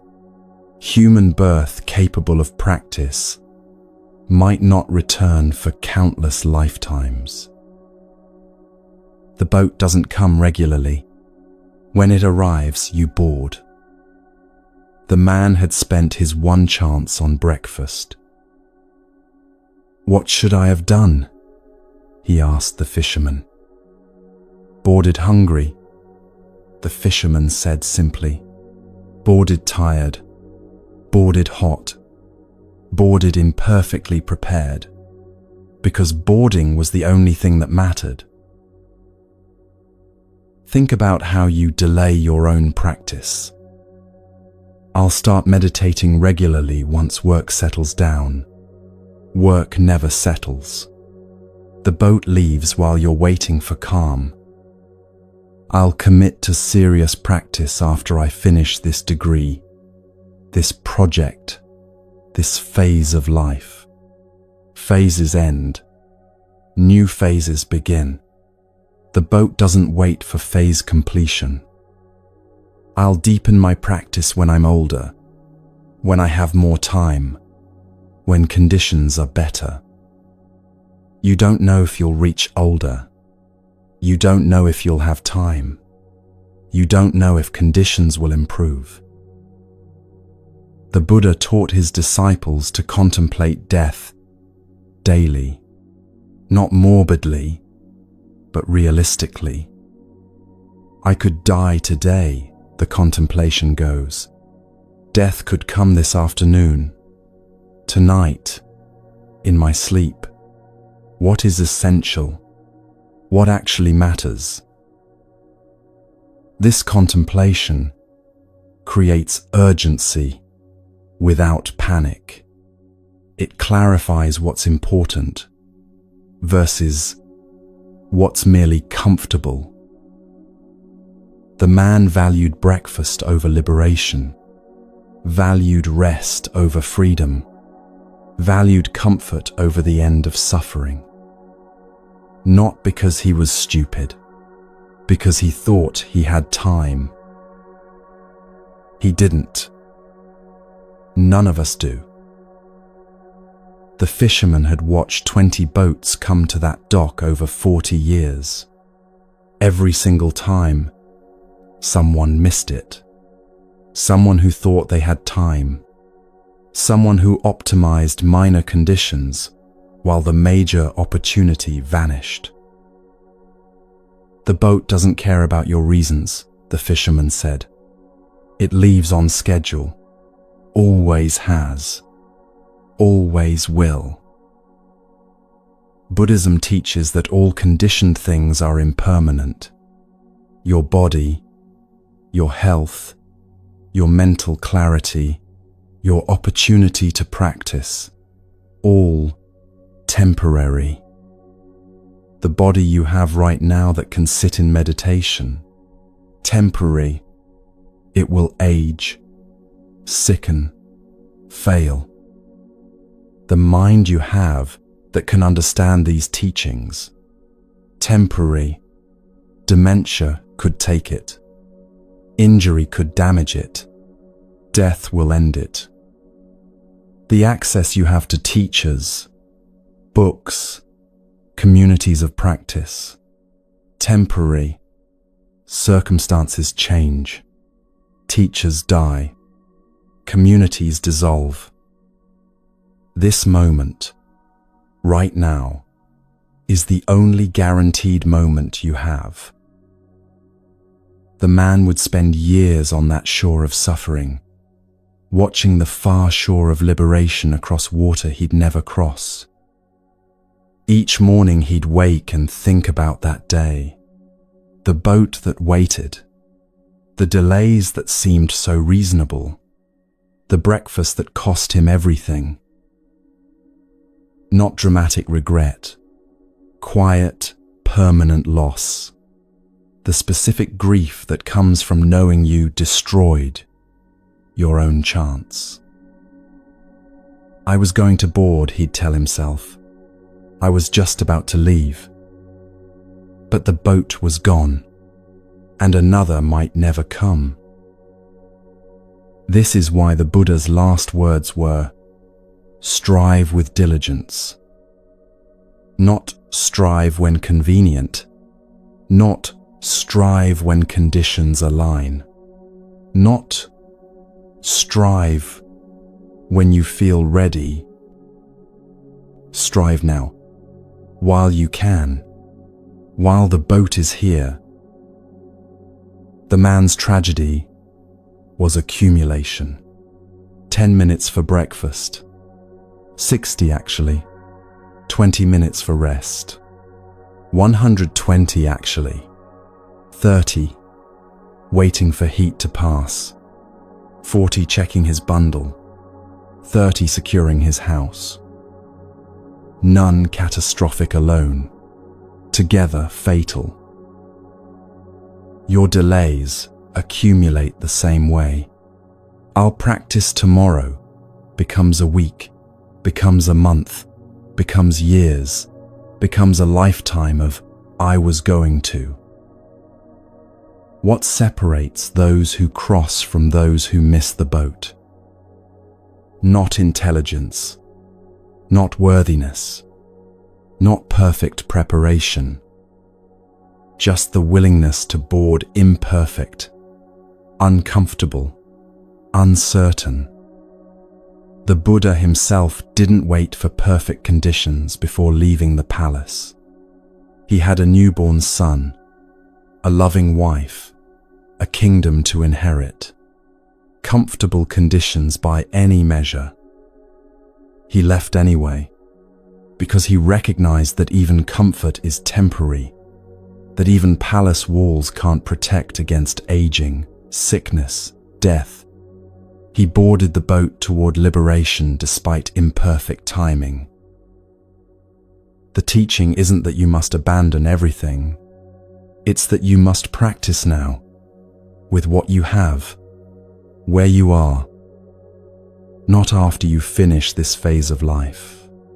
Not when you have more time. Not when you feel completely ready. Now, imperfectly, while the boat is here. The fisherman's teaching was simple. Better to wait on the boat than miss the boat. If you're uncertain about practice, start anyway. You can refine your technique aboard. You can deepen your understanding during the journey. You cannot board what's already gone. The sun set on the man's first evening of many on the wrong shore. The fisherman went home. The man sat alone, staring at water that held no boats. Across that water, the boat was docked on the far shore. Passengers had disembarked, stepping onto the land of liberation, beginning lives free from the cycle of suffering. The man could see it all from his dock, close enough to watch, too far to reach, a gap he'd created through breakfast. The Buddhist teaching here isn't subtle. It's direct, even harsh. You have this rare human birth right now. You have mental capacity right now. You have access to teachings right now. You don't know if you'll have any of this tomorrow. The boat is at the dock. Are you boarding, or are you making breakfast? What practice have you been delaying? What meditation have you postponed? What teaching have you shelved until the right time? The right time is the only time you're guaranteed. Now. The man learned this too late.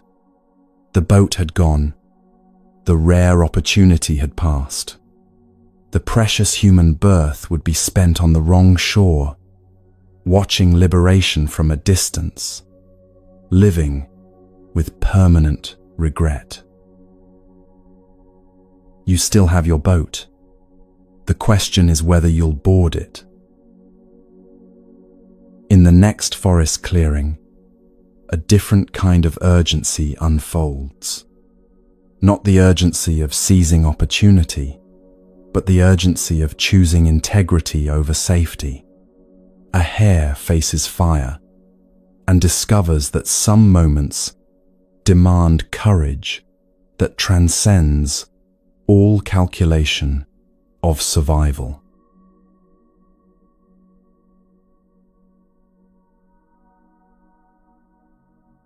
The test came without warning. One moment the hare was grazing peacefully with his 3 companions, an otter, a jackal, and a monkey. The next moment, a poor Brahmin stood before them, travel-worn and hungry, asking for food. The hare had been waiting for this moment his entire life. Not this specific moment, not this particular Brahmin, but he'd made a vow long ago. If anyone comes to me in need, I will give freely whatever I have, even my own body. Now the vow would be tested. This story comes from the Sassa Jataka, number 316 in the ancient collection. The Buddha told it to show what generosity looks like when pushed to its absolute limit. The Brahmin was actually Sakka, king of the gods, disguised to test whether these 4 animals' practice of generosity was genuine or merely comfortable. He approached each in turn. The otter went to the river and returned with 7 fish. "I caught these today," he said. "Please, take what you need." The jackal scavenged and found a lizard and a pot of sour milk left by a farmer. "It's not much," he said, "but it's yours." The monkey climbed trees and gathered mangoes, rose apples, and fresh shoots. "Eat your fill," he offered. Each gave from what they had, real generosity, but within the boundaries of comfort and survival. Then the Brahmin approached the hare. The hare looked at him with complete clarity. No fish to catch. Hares don't fish. No meat to scavenge. He ate only grass. No fruit to gather. His legs couldn't climb trees. He had nothing to give except himself. Here's where you need to understand what happened in his mind. He didn't panic, didn't make excuses, didn't calculate the odds of survival or scheme for escape routes. He'd made a vow, and a vow means nothing if you only keep it when it's convenient. "I have only grass to offer," the hare said to the Brahmin, "and that won't satisfy your hunger, but I can give you my body as meat. Please, gather wood and build a fire. When the flames are ready, I will leap in." The Brahmin stared at him. "You would do this?" "I made a vow," the hare said simply. "Build the fire." Think about what's happening here. The hare isn't being impulsive or dramatic. He's made a calculation more profound than risk assessment. He's calculated that his integrity matters more than his survival. This is what Buddhism calls dana paramita, the perfection of generosity, one of the qualities those seeking full awakening develop over many lifetimes. Not giving what's easy to give, but giving even when it costs everything. The Brahmin gathered wood, stacked it carefully, built it into a pyre. The hare watched the preparations. He had time to reconsider, time to make excuses, to find loopholes in his vow, to choose survival over consistency. You know this moment from your own life. Not jumping into fire, but facing choices where keeping your word costs more than you expected, where living by your values requires sacrificing safety, comfort, or advantage. The moment when you realize that what you said you believed will now be tested. Your mind starts calculating immediately. Is this risk really necessary? Can I find another way? What are the odds this works out badly? Maybe there's a compromise that preserves both my values and my safety. This is overthinking, disguised as prudence. Not all risk calculation is overthinking. Sometimes caution prevents disaster. Sometimes analyzing danger is wisdom. But sometimes, and the hare understood this perfectly, calculating keeps you from the very actions that define who you are. The fire was ready, flames leaping, heat radiating, the wood crackling with genuine danger. This wasn't symbolic. This was a real fire that would cause real burning. The hare looked at it steadily. He didn't close his eyes or steel himself against fear. He felt the fear completely, acknowledged it, then chose to act anyway. This distinction matters. Courage isn't the absence of fear. It's action in the presence of fear when action aligns with your deepest values. The hare shook his fur to make sure no insects were hiding in it. Even in this moment, he thought of not harming others. Then he stepped back to get a running start. "I give this body freely," he said. "May this act of generosity serve all beings." And he leaped into the flames.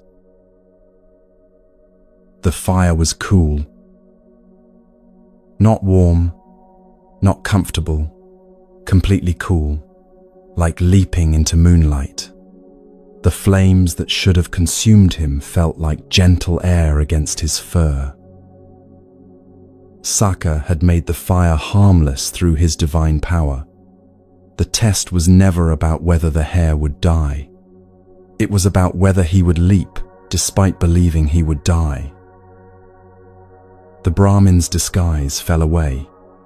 Saka stood revealed, radiant with divine light, awed by what he'd witnessed.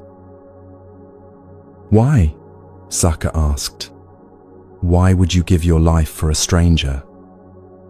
The hare looked at him calmly. "Because I made a vow to practice generosity completely. A vow means nothing if I only keep it when it's safe." Saka was moved beyond words. He took mountain essence and drew the image of the hare on the moon, so that all beings, for all time, would remember this act of fearless generosity. When the Buddha finished telling this story, he revealed the teaching within it. "In that past life, I was the hare," he said, "the one who chose integrity over safety, who gave without calculating return." This matters deeply. The Buddha himself, in a past existence before enlightenment, practiced generosity so complete it included the willingness to die. Not because death is good, because some values matter more than survival. Think about how you calculate danger. That conversation you know you should have but keep postponing because you've imagined every way it could go wrong. The career change you've analyzed to death, listing every possible disaster, never quite ready, despite years of preparation. The relationship you won't pursue because you've calculated the probability of rejection. The risk is real. The danger exists. Your calculations aren't wrong. But sometimes the calculation itself becomes the cage. You're not being prudent. You're being paralyzed. The hare knew the fire would kill him. He wasn't naive, wasn't ignorant of danger. He'd calculated the risk completely and chosen to act anyway. Not because he wanted to die, because his vow mattered more than his fear. Buddhism teaches something subtle here about intention and action. The hare's intention wasn't self-destruction. It was keeping a sacred commitment to generosity. The same action, leaping into fire, could come from despair, from attention-seeking, from confusion. But it came from clarity, from knowing exactly what he valued and choosing it over safety. This is different from recklessness. Recklessness acts without seeing consequences. Courage acts despite seeing consequences. The hare saw the fire clearly, understood completely what he was doing, made the choice from wisdom, not impulse. You might notice this distinction in your own life. The times you've acted impulsively from anger or hurt, that's not courage. That's reaction. But the times you've done something difficult, knowing full well how hard it would be, choosing it anyway because it aligned with who you want to be, that's courage. The difference is consciousness, awareness, clear seeing. The hare didn't leap blindly. He leaped with eyes wide open. There's another teaching here about what generosity actually means. The other animals gave real gifts. Fish, food, fruit, valuable offerings. But they gave from surplus, from what they could afford to lose. The hare had nothing extra. Giving meant giving everything. Buddhism recognizes different levels of generosity. Giving what's easy to give is good. Giving what's difficult to give is better. Giving when it costs you everything, that's the perfection the Bodhisattva path requires. Not because suffering is good, because complete generosity transforms the giver. The hare wasn't trying to impress anyone, wasn't performing virtue. He'd made a private vow and kept it when tested, regardless of witnesses. His integrity existed independent of recognition. This connects to how you face your own fears. The difficult conversation, the risky career move, the vulnerable relationship, you've calculated all the ways they could fail. Every disaster scenario plays in your mind with vivid detail. The calculation never ends because there's always another variable to consider, another way things could go wrong, another reason to wait until you're more certain. But certainty never comes. The fire keeps burning, and the question remains, will you leap? The hare's teaching is that some leaps must be taken without guarantees. Not recklessly, not blindly, but despite knowing the full weight of what you're risking. When the Buddha told this story, he was teaching about the paramitas, the perfections that lead to full awakening.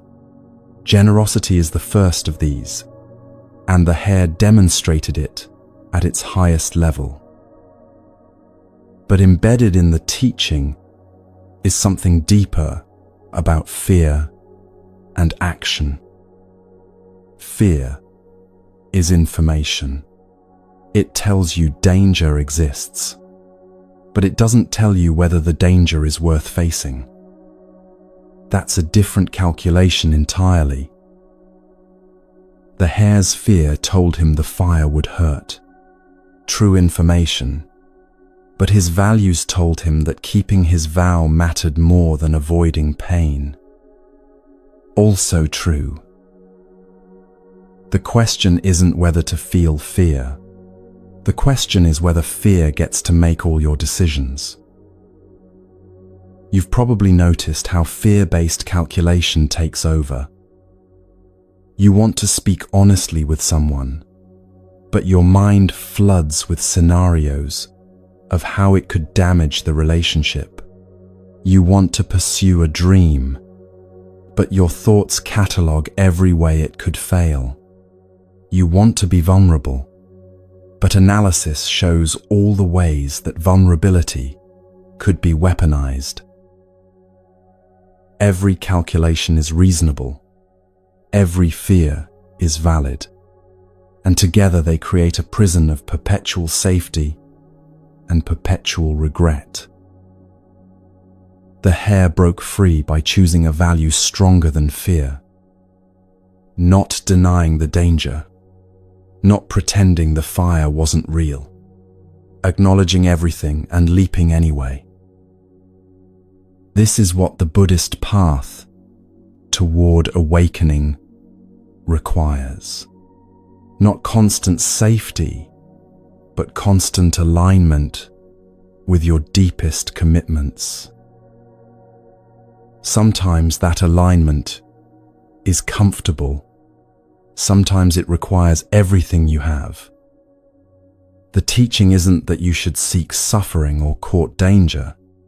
It's that when your values require action despite risk, calculation can't save you. Only courage can. The hare stood in those flames, cool as they turned out to be, and knew he'd chosen correctly, not because he survived, but because he'd honored what mattered most. Saka's recognition, the image on the moon, the eternal remembrance, these were consequences, not motivations. The hare would have leaped into burning flames just the same, even if no one ever knew. This is integrity. Doing what's right, regardless of outcome, regardless of recognition, regardless of whether the fire turns cool or burns. You face smaller fires constantly. The truth you know you should speak, but keep postponing. The change you know you should make, but keep analyzing. The risk you know you should take, but keep calculating. The calculation never finishes because fear is endlessly creative. It will always find new dangers to consider, new disasters to prevent, new reasons to wait. At some point, you have to leap.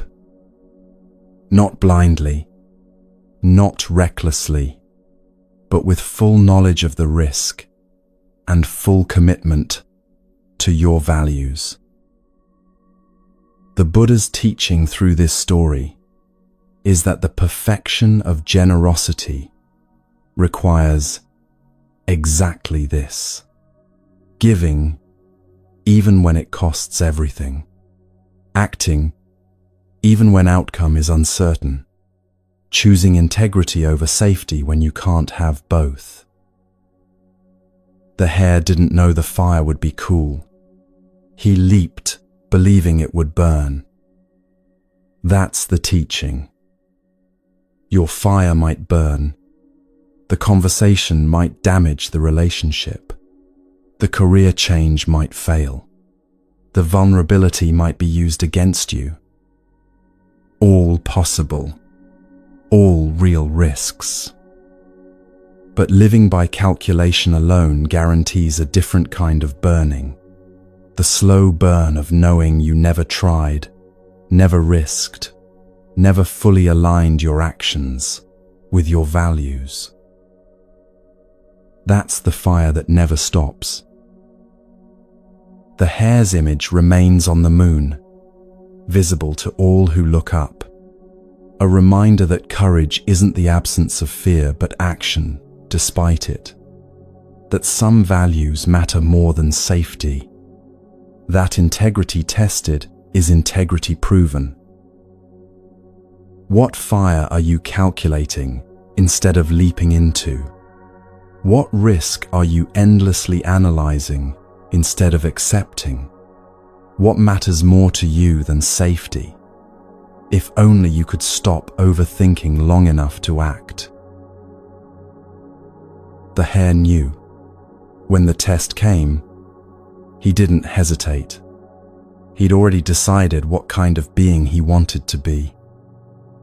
The fire was just confirmation. In the next teaching, the question shifts from courage in the face of danger to gratitude in the face of existence itself. A blind turtle surfaces once every 100 years. An ocean covers the earth. A single wooden ring floats somewhere on those waves. And the odds of that turtle finding that ring reveal exactly how precious this moment is.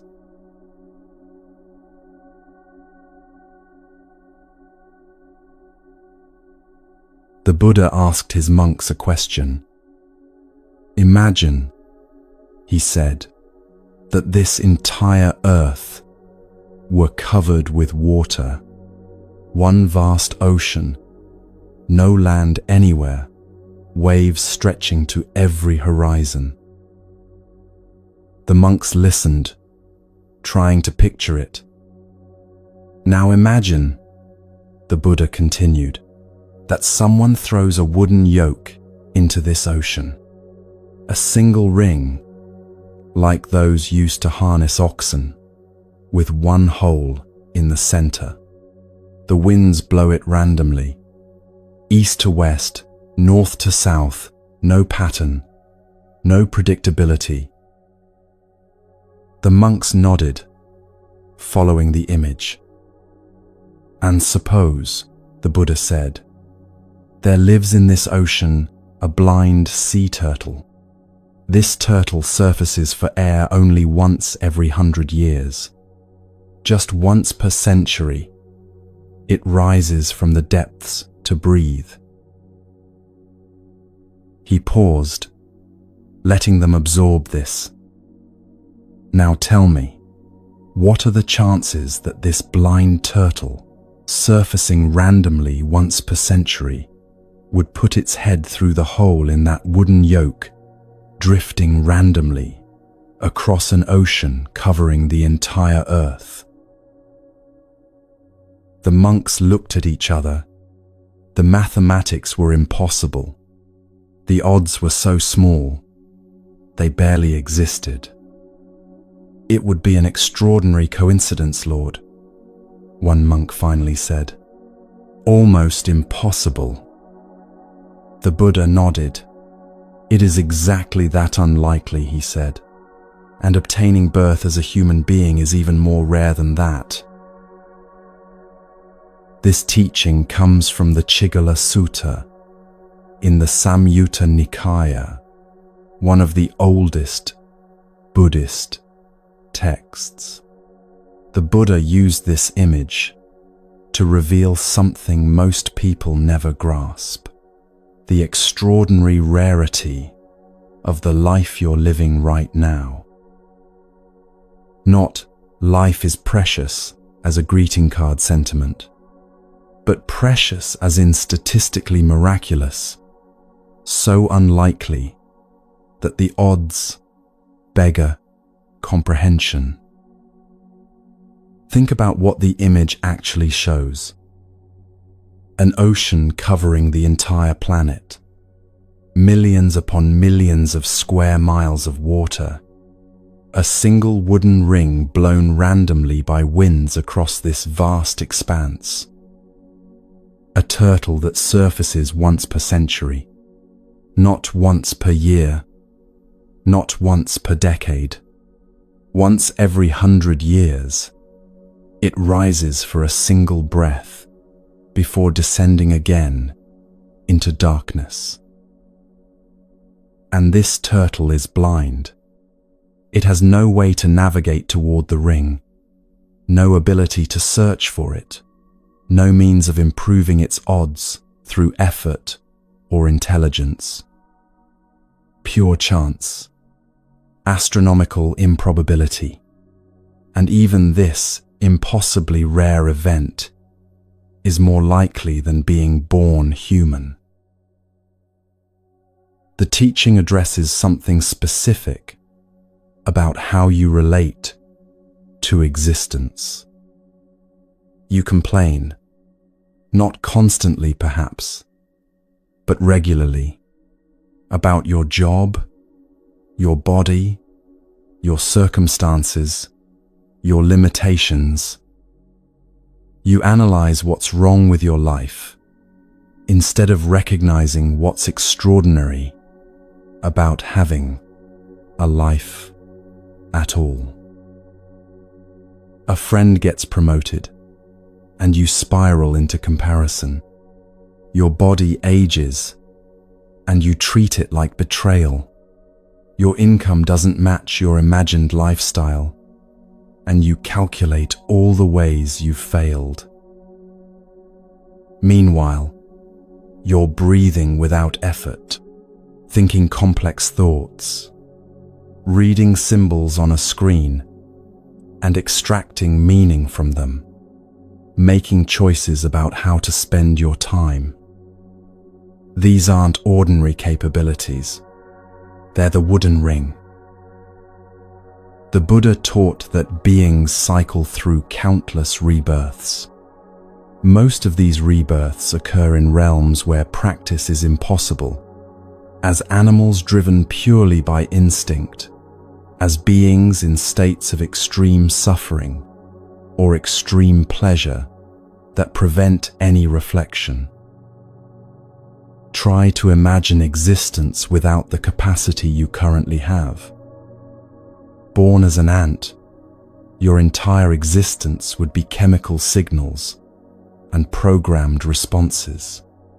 No contemplation of meaning, no choice about your actions, pure instinct driving every movement until death. Born as a being in extreme suffering, every moment would be consumed by pain, so overwhelming that thought becomes impossible. No space for reflection, no capacity to practice, just raw sensation obliterating everything else. Born as a being in extreme pleasure, the opposite problem. Why seek freedom from suffering when suffering never touches you? Why practice when everything feels perfect? Comfort becomes its own prison. Human birth is rare because it provides specific conditions. Enough suffering to motivate seeking freedom from suffering. Enough capacity to understand teachings and practice. Enough freedom to choose how to live. Not too much pleasure that you're complacent. Not too much pain that you can't function. Right in the middle, with just enough discomfort to seek and just enough capacity to practice. This balance is the wooden ring, and you are the blind turtle who surfaced exactly when and where it floated. Consider what had to align for you to exist. Your parents had to meet. Out of billions of people on Earth, these two specific humans had to encounter each other, had to feel attraction, had to conceive at the exact moment that created you, rather than a different genetic combination. Their parents had to meet, and their parents before them. Trace it back far enough, and you're looking at millions of precise encounters, each one necessary for your existence. One different choice by any ancestor, one different turn down a street, one different decision about where to live or work, and you wouldn't exist. Someone else might exist, but not you. That's just the biological lineage. The Buddha's teaching goes deeper. You could have been born as anything. In Buddhist cosmology, there are countless forms of existence. Most lack the capacity for practice, for understanding, for choosing freedom. Born without the mental capacity to understand cause and effect, you'd be trapped in patterns with no path out. Actions would lead to consequences, but you'd never grasp the connection. The cycle would continue, but awareness of the cycle would be impossible. But you weren't. You surfaced as human. Right now, with a mind that can read these words, contemplate their meaning, choose how to respond. The turtle found the ring. And what do you do with this impossibly rare occurrence? You overthink what's wrong with it. Your job isn't prestigious enough. Your body isn't attractive enough. Your circumstances aren't comfortable enough. Your life doesn't match the vision you had for yourself. All of which might be true, and all of which misses the scale of what you're dismissing as inadequate. Someone cuts you off in traffic, and you rage about disrespect for 20 minutes. You have a body that can drive, a mind that can navigate complex rules, the freedom to move through space at will, and you're angry about 30 seconds of inconvenience. Your phone loads slowly, and you feel genuine frustration. You're holding a device that connects you to the accumulated knowledge of human civilization, and you're upset it takes 5 seconds instead of 2. Your coffee isn't hot enough, your meeting runs long, your package arrives a day late. Real annoyances, genuine inconveniences, and also the complaints of a blind turtle standing on a wooden ring, treating miracles as mundane. The Buddha wasn't teaching that you should be happy with suffering or pretend problems don't exist. He spent his entire teaching career helping people address suffering skillfully. But he was teaching perspective. You're standing on the wooden ring complaining it's not a yacht. The monks who heard this teaching understood its implications. If human birth is this rare, if the conditions for practice are this unlikely to align, then wasting this opportunity is tragic beyond measure. Not wasting it through obvious self-destruction, wasting it through complaint, through treating existence as burden, through analyzing what's wrong, instead of recognizing what's extraordinary. Think about how you actually spend your mental energy. How much goes toward complaint versus appreciation? How much toward analyzing problems versus recognizing capacity? How much toward cataloging what's missing versus seeing what's present? You have 10 free minutes and spend them scrolling through images of other people's lives, feeling inadequate. 10 free minutes. Time enough to sit quietly, to breathe consciously, to practice even briefly, and you spend it generating dissatisfaction. The blind turtle didn't surface looking for the ring. It surfaced for breath and found itself, by astronomical chance, exactly where the ring happened to be. You didn't choose to be born human.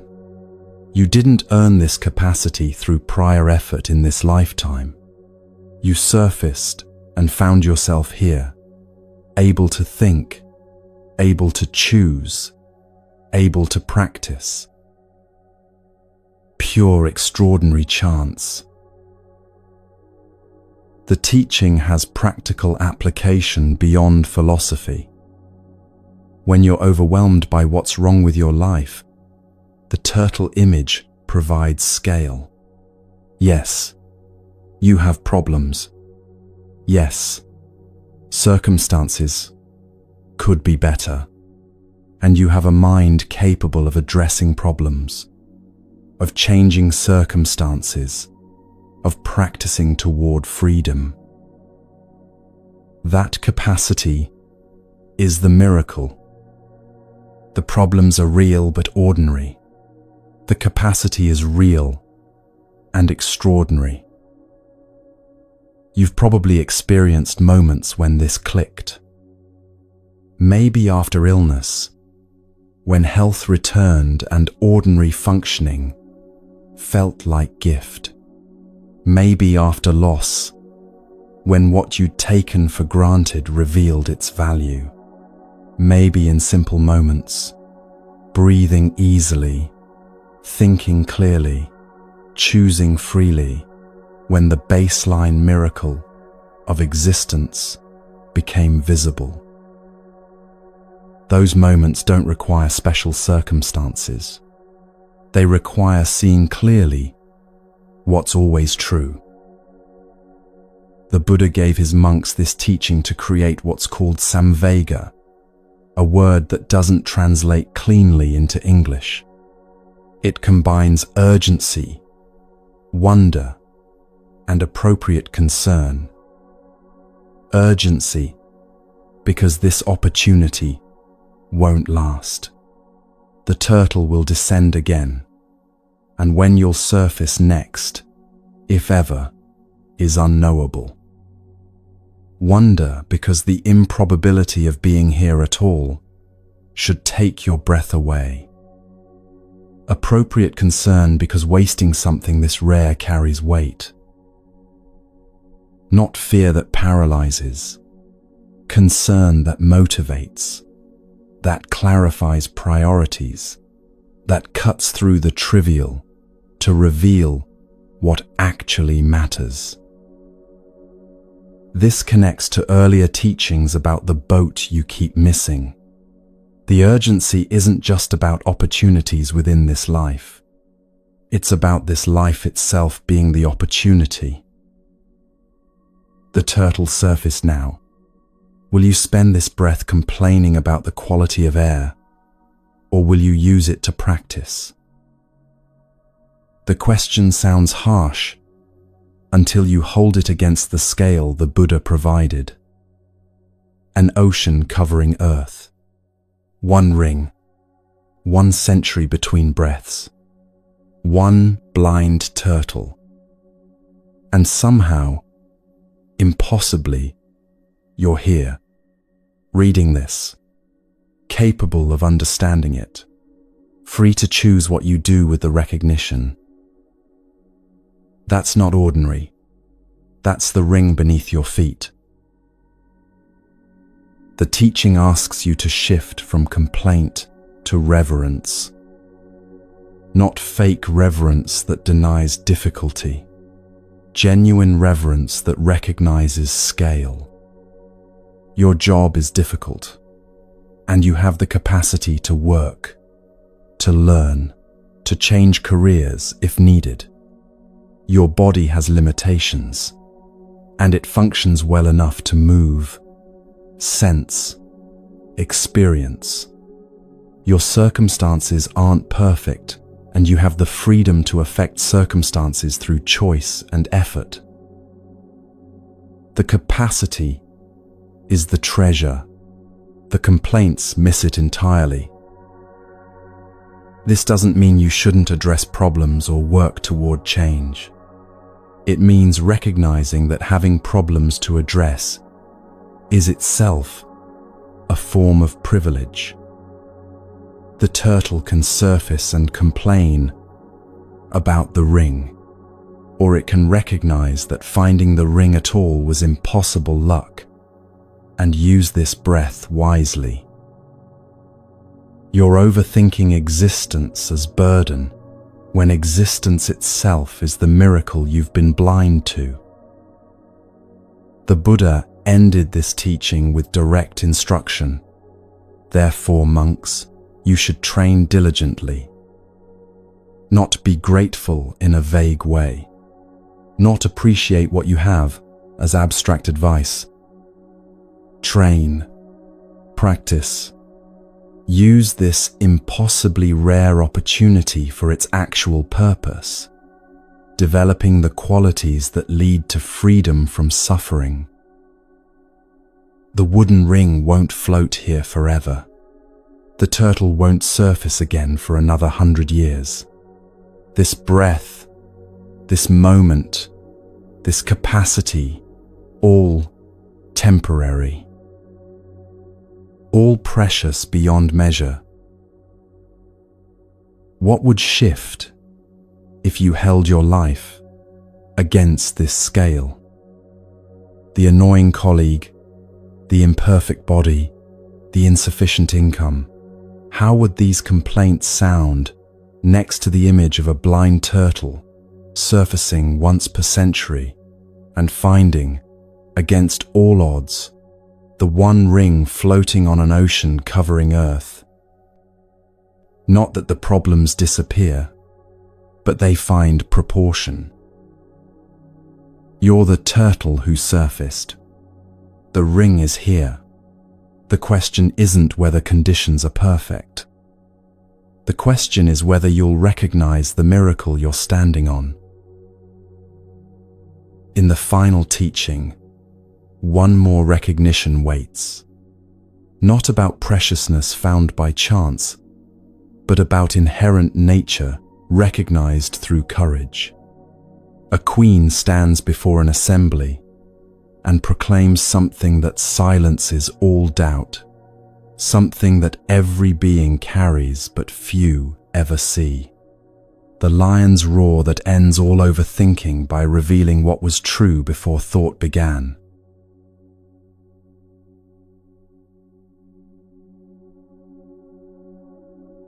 Every being carries within them the essence of awakening. Queen Srimala spoke these words before an assembly of monks, nobles, and seekers. Her voice was steady, clear, without hesitation. Though it may be hidden by ignorance, anger, and greed, it is never destroyed. Just as a priceless jewel may be covered in dust, the awakened nature is concealed, but never lost. The assembly sat in silence. What she was proclaiming contradicted what many believed, that awakening must be earned through lifetimes of effort, that most beings were fundamentally separated from enlightenment by vast distances of impurity and ignorance. But she continued without wavering. Some people may look at you and see only weakness, limitation, or ordinary worth. They value you for what you can provide, for your usefulness, for your accomplishments. But the truth is deeper. Within you is something invaluable, beyond measure. This is the lion's roar, the fearless proclamation of truth that cuts through doubt. The story comes from an important Mahayana text about Queen Srimala. She was the daughter of King Prasenajit, and she'd received teachings from the Buddha and attained deep realization. Now she stood before this assembly, proclaiming what she'd seen with absolute certainty. Not certainty built on faith or hope, certainty built on direct recognition. She'd looked within herself and seen what the Buddha had pointed to, the inherent capacity for complete awakening that exists in all beings, obscured but never absent, waiting not to be created but to be recognized. The teaching she proclaimed is called Buddha nature, the essence of awakening present in every being, regardless of their current state, regardless of how deeply buried beneath confusion and suffering. This is the fearless truth, the Buddha said after hearing her proclamation. All beings are destined for awakening. Their true value is immeasurable. Think about what this means for how you've been overthinking your life. You've spent hours measuring yourself against others, calculating whether you're smart enough, worthy enough, successful enough. The evaluation never concludes because you're looking for external proof of internal reality. You're trying to earn what you already possess. The jewel from the first story, the wooden ring from the seventh, these weren't metaphors for potential. They were metaphors for present reality obscured by ignorance. The poor man didn't need to develop the jewel's value. He needed to see that it was already sewn into his robe. The turtle didn't need to create the wooden ring. It needed to recognize it had surfaced exactly where the ring floated. You don't need to become worthy. You need to recognize the awakened nature you've been carrying all along. This isn't positive thinking or self-esteem psychology. It's a teaching about fundamental nature that every major Mahayana tradition upholds. Queen Srimala wasn't saying believe in yourself or you're special. She was pointing to something the Buddha had taught. All beings share the same essential nature, the same capacity for complete freedom, the same inherent awakening, obscured by temporary defilements. Temporary, that word matters. The ignorance that obscures Buddha nature isn't permanent. The confusion isn't who you fundamentally are. The overthinking, the doubt, the constant measuring, these are like dust on a jewel, not flaws in the jewel itself. Remember Kumapanthaka and the white cloth. He watched the cloth accumulate dirt and recognized that what accumulates can be removed. The cloth wasn't inherently dirty. His mind wasn't inherently confused. The confusion had accumulated through conditions, through harsh words, repeated failure, constant discouragement, but none of that touched his fundamental capacity for awakening. When he recognized this, the confusion dissolved, not through years of effort, but through seeing clearly what was always true. Queen Srimala's lion's roar proclaims this same recognition, not as theory, not as comfort, but as observable reality. Look at how all 8 stories have pointed to this same truth. The poor man searched for worthwhile carrying a jewel. The buffalo remained noble, regardless of the monkey's harassment. Kuapanthaka was never actually stupid. He just needed a practice that matched his mind. Vidarbha's death didn't diminish the truth that some conditions are beyond control. The man who missed the boat wasted precious time.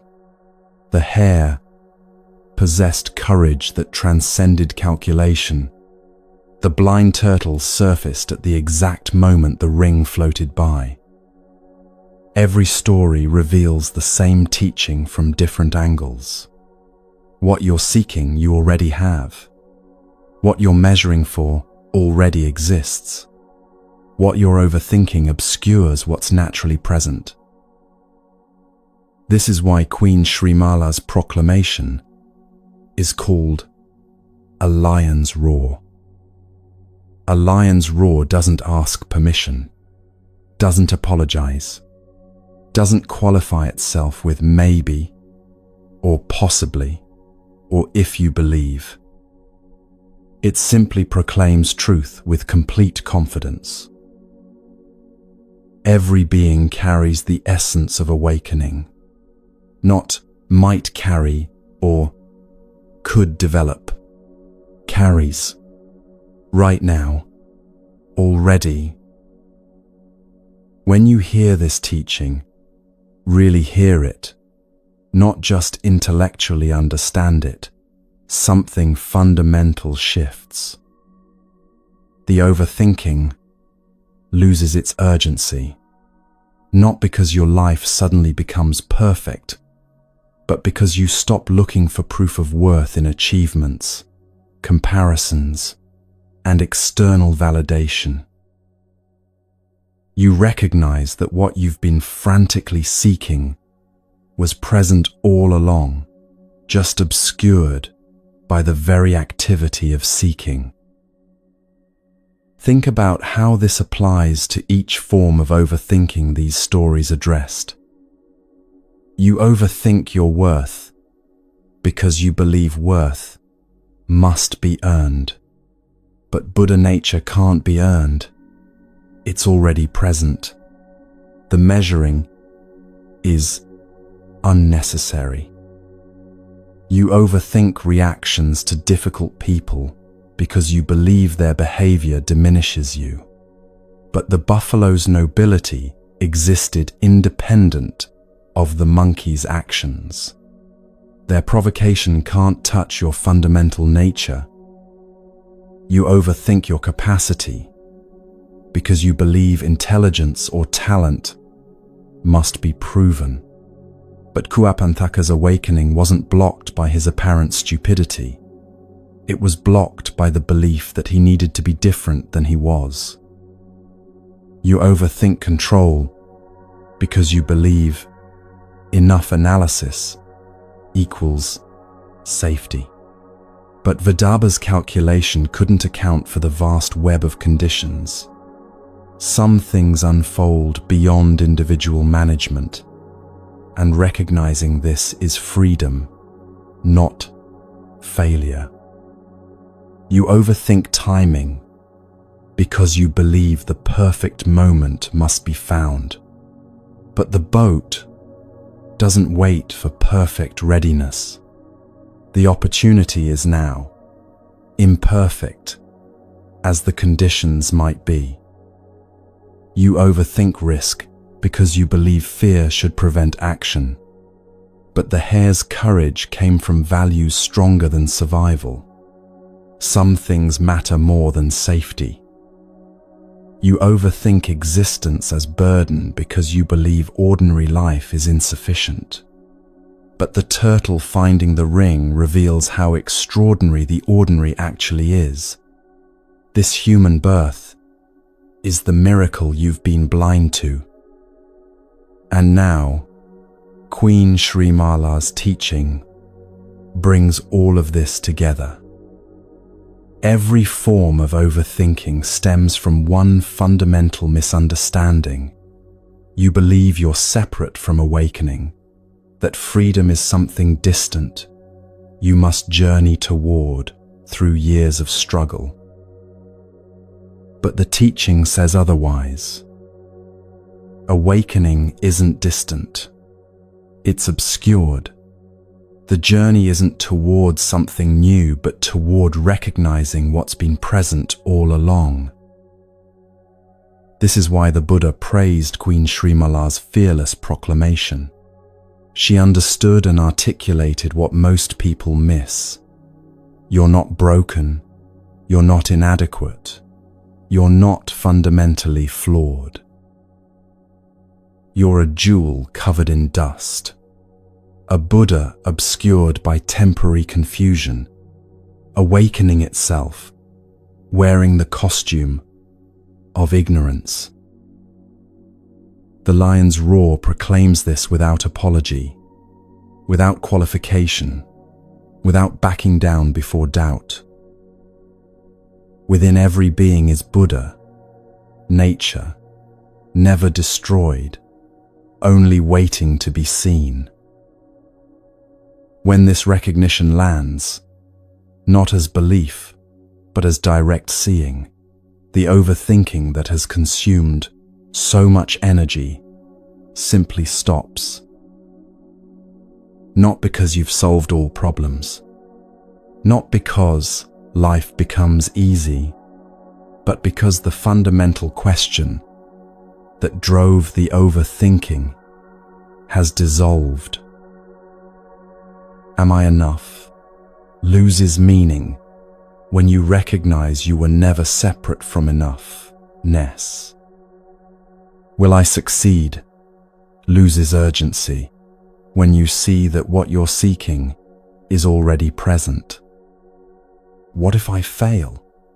Loses its terror when you understand that failure can't touch your fundamental nature. This is the freedom the Buddha taught. Not freedom from circumstances changing, but freedom from believing circumstances define you. Queen Srimala stood before that assembly and roared like a lion because she'd seen this directly.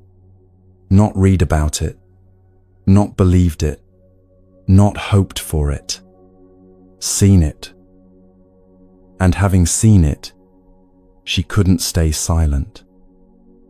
The teaching had to be proclaimed, not for her benefit, but for everyone who still believed themselves separate from awakening. who still thought worth must be earned, who still measured themselves against impossible standards while carrying Buddha nature itself. You are that person. Reading these words, analyzing whether they're true, wondering if you can really trust this teaching, the very overthinking that keeps you from seeing what's already present.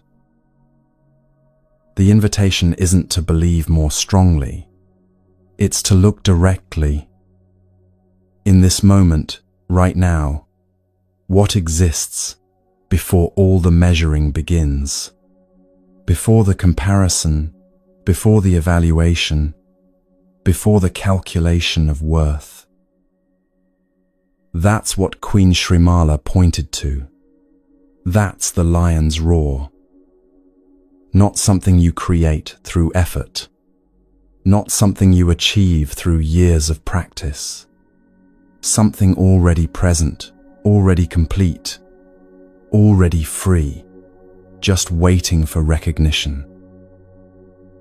The Buddha confirmed her teaching because she'd articulated what he'd been showing all along through every story, every metaphor, every teaching. The jewel is already sewn in your robe. The wooden ring is already beneath your feet. The awakened nature is already your fundamental reality. Stop searching and see. Stop measuring and recognize. Stop overthinking and know what was true before thought began. This is the lion's roar that ends all doubt. Not because you've proven yourself worthy, not because you've finally achieved enough, but because you've recognized what was always true, what could never be taken away, what you've been carrying through every moment of searching and doubt. The essence of awakening, Buddha nature itself, already present, already complete, already free, just obscured by the very overthinking that promised to reveal it. Queen Srimala's teaching is the culmination of everything you've encountered in these 8 stories. Every tale pointed here, to this recognition, this roar, this fearless proclamation of what you are beneath all the confusion. The poor man discovered his jewel and walked away wealthy, not because the jewel suddenly appeared, but because he finally saw what had been there all along. You stand at the same moment of recognition. The jewel is already sewn into your robe. The question isn't whether it exists. The question is whether you'll stop searching long enough to see it. This is the teaching. This is the lion's roar. This is what ends all overthinking, not by solving every problem, but by revealing the truth that makes the fundamental question dissolve. You were never separate from what you've been seeking. You were never inadequate, never broken, never fundamentally flawed. Just a jewel covered in dust, a Buddha wearing the costume of confusion, awakening itself, temporarily unable to see its own nature. But now you've heard the roar. Now you know what the 8 stories revealed. Now the only question is whether you'll recognize what was always true, or continue searching for what you already have. The lion has roared. Can you hear it?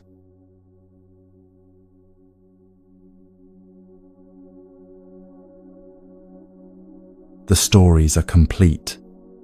8 mirrors held up to show where your mind traps itself and how to step free. You've seen the jewel sewn into the robe, the monkey on the buffalo's back, the white cloth that revealed everything, the treasure that fell from the sky, the boat that left the dock, the fire that wouldn't burn, the blind turtle finding the ring, the queen's fearless roar. Each one showed the same truth from different angles. What you've been frantically seeking already exists. The worth you measure for, the peace you calculate toward, the freedom you postpone, all present now, obscured only by the searching itself. The overthinking hasn't protected you. It's exhausted you. But now you've seen an alternative.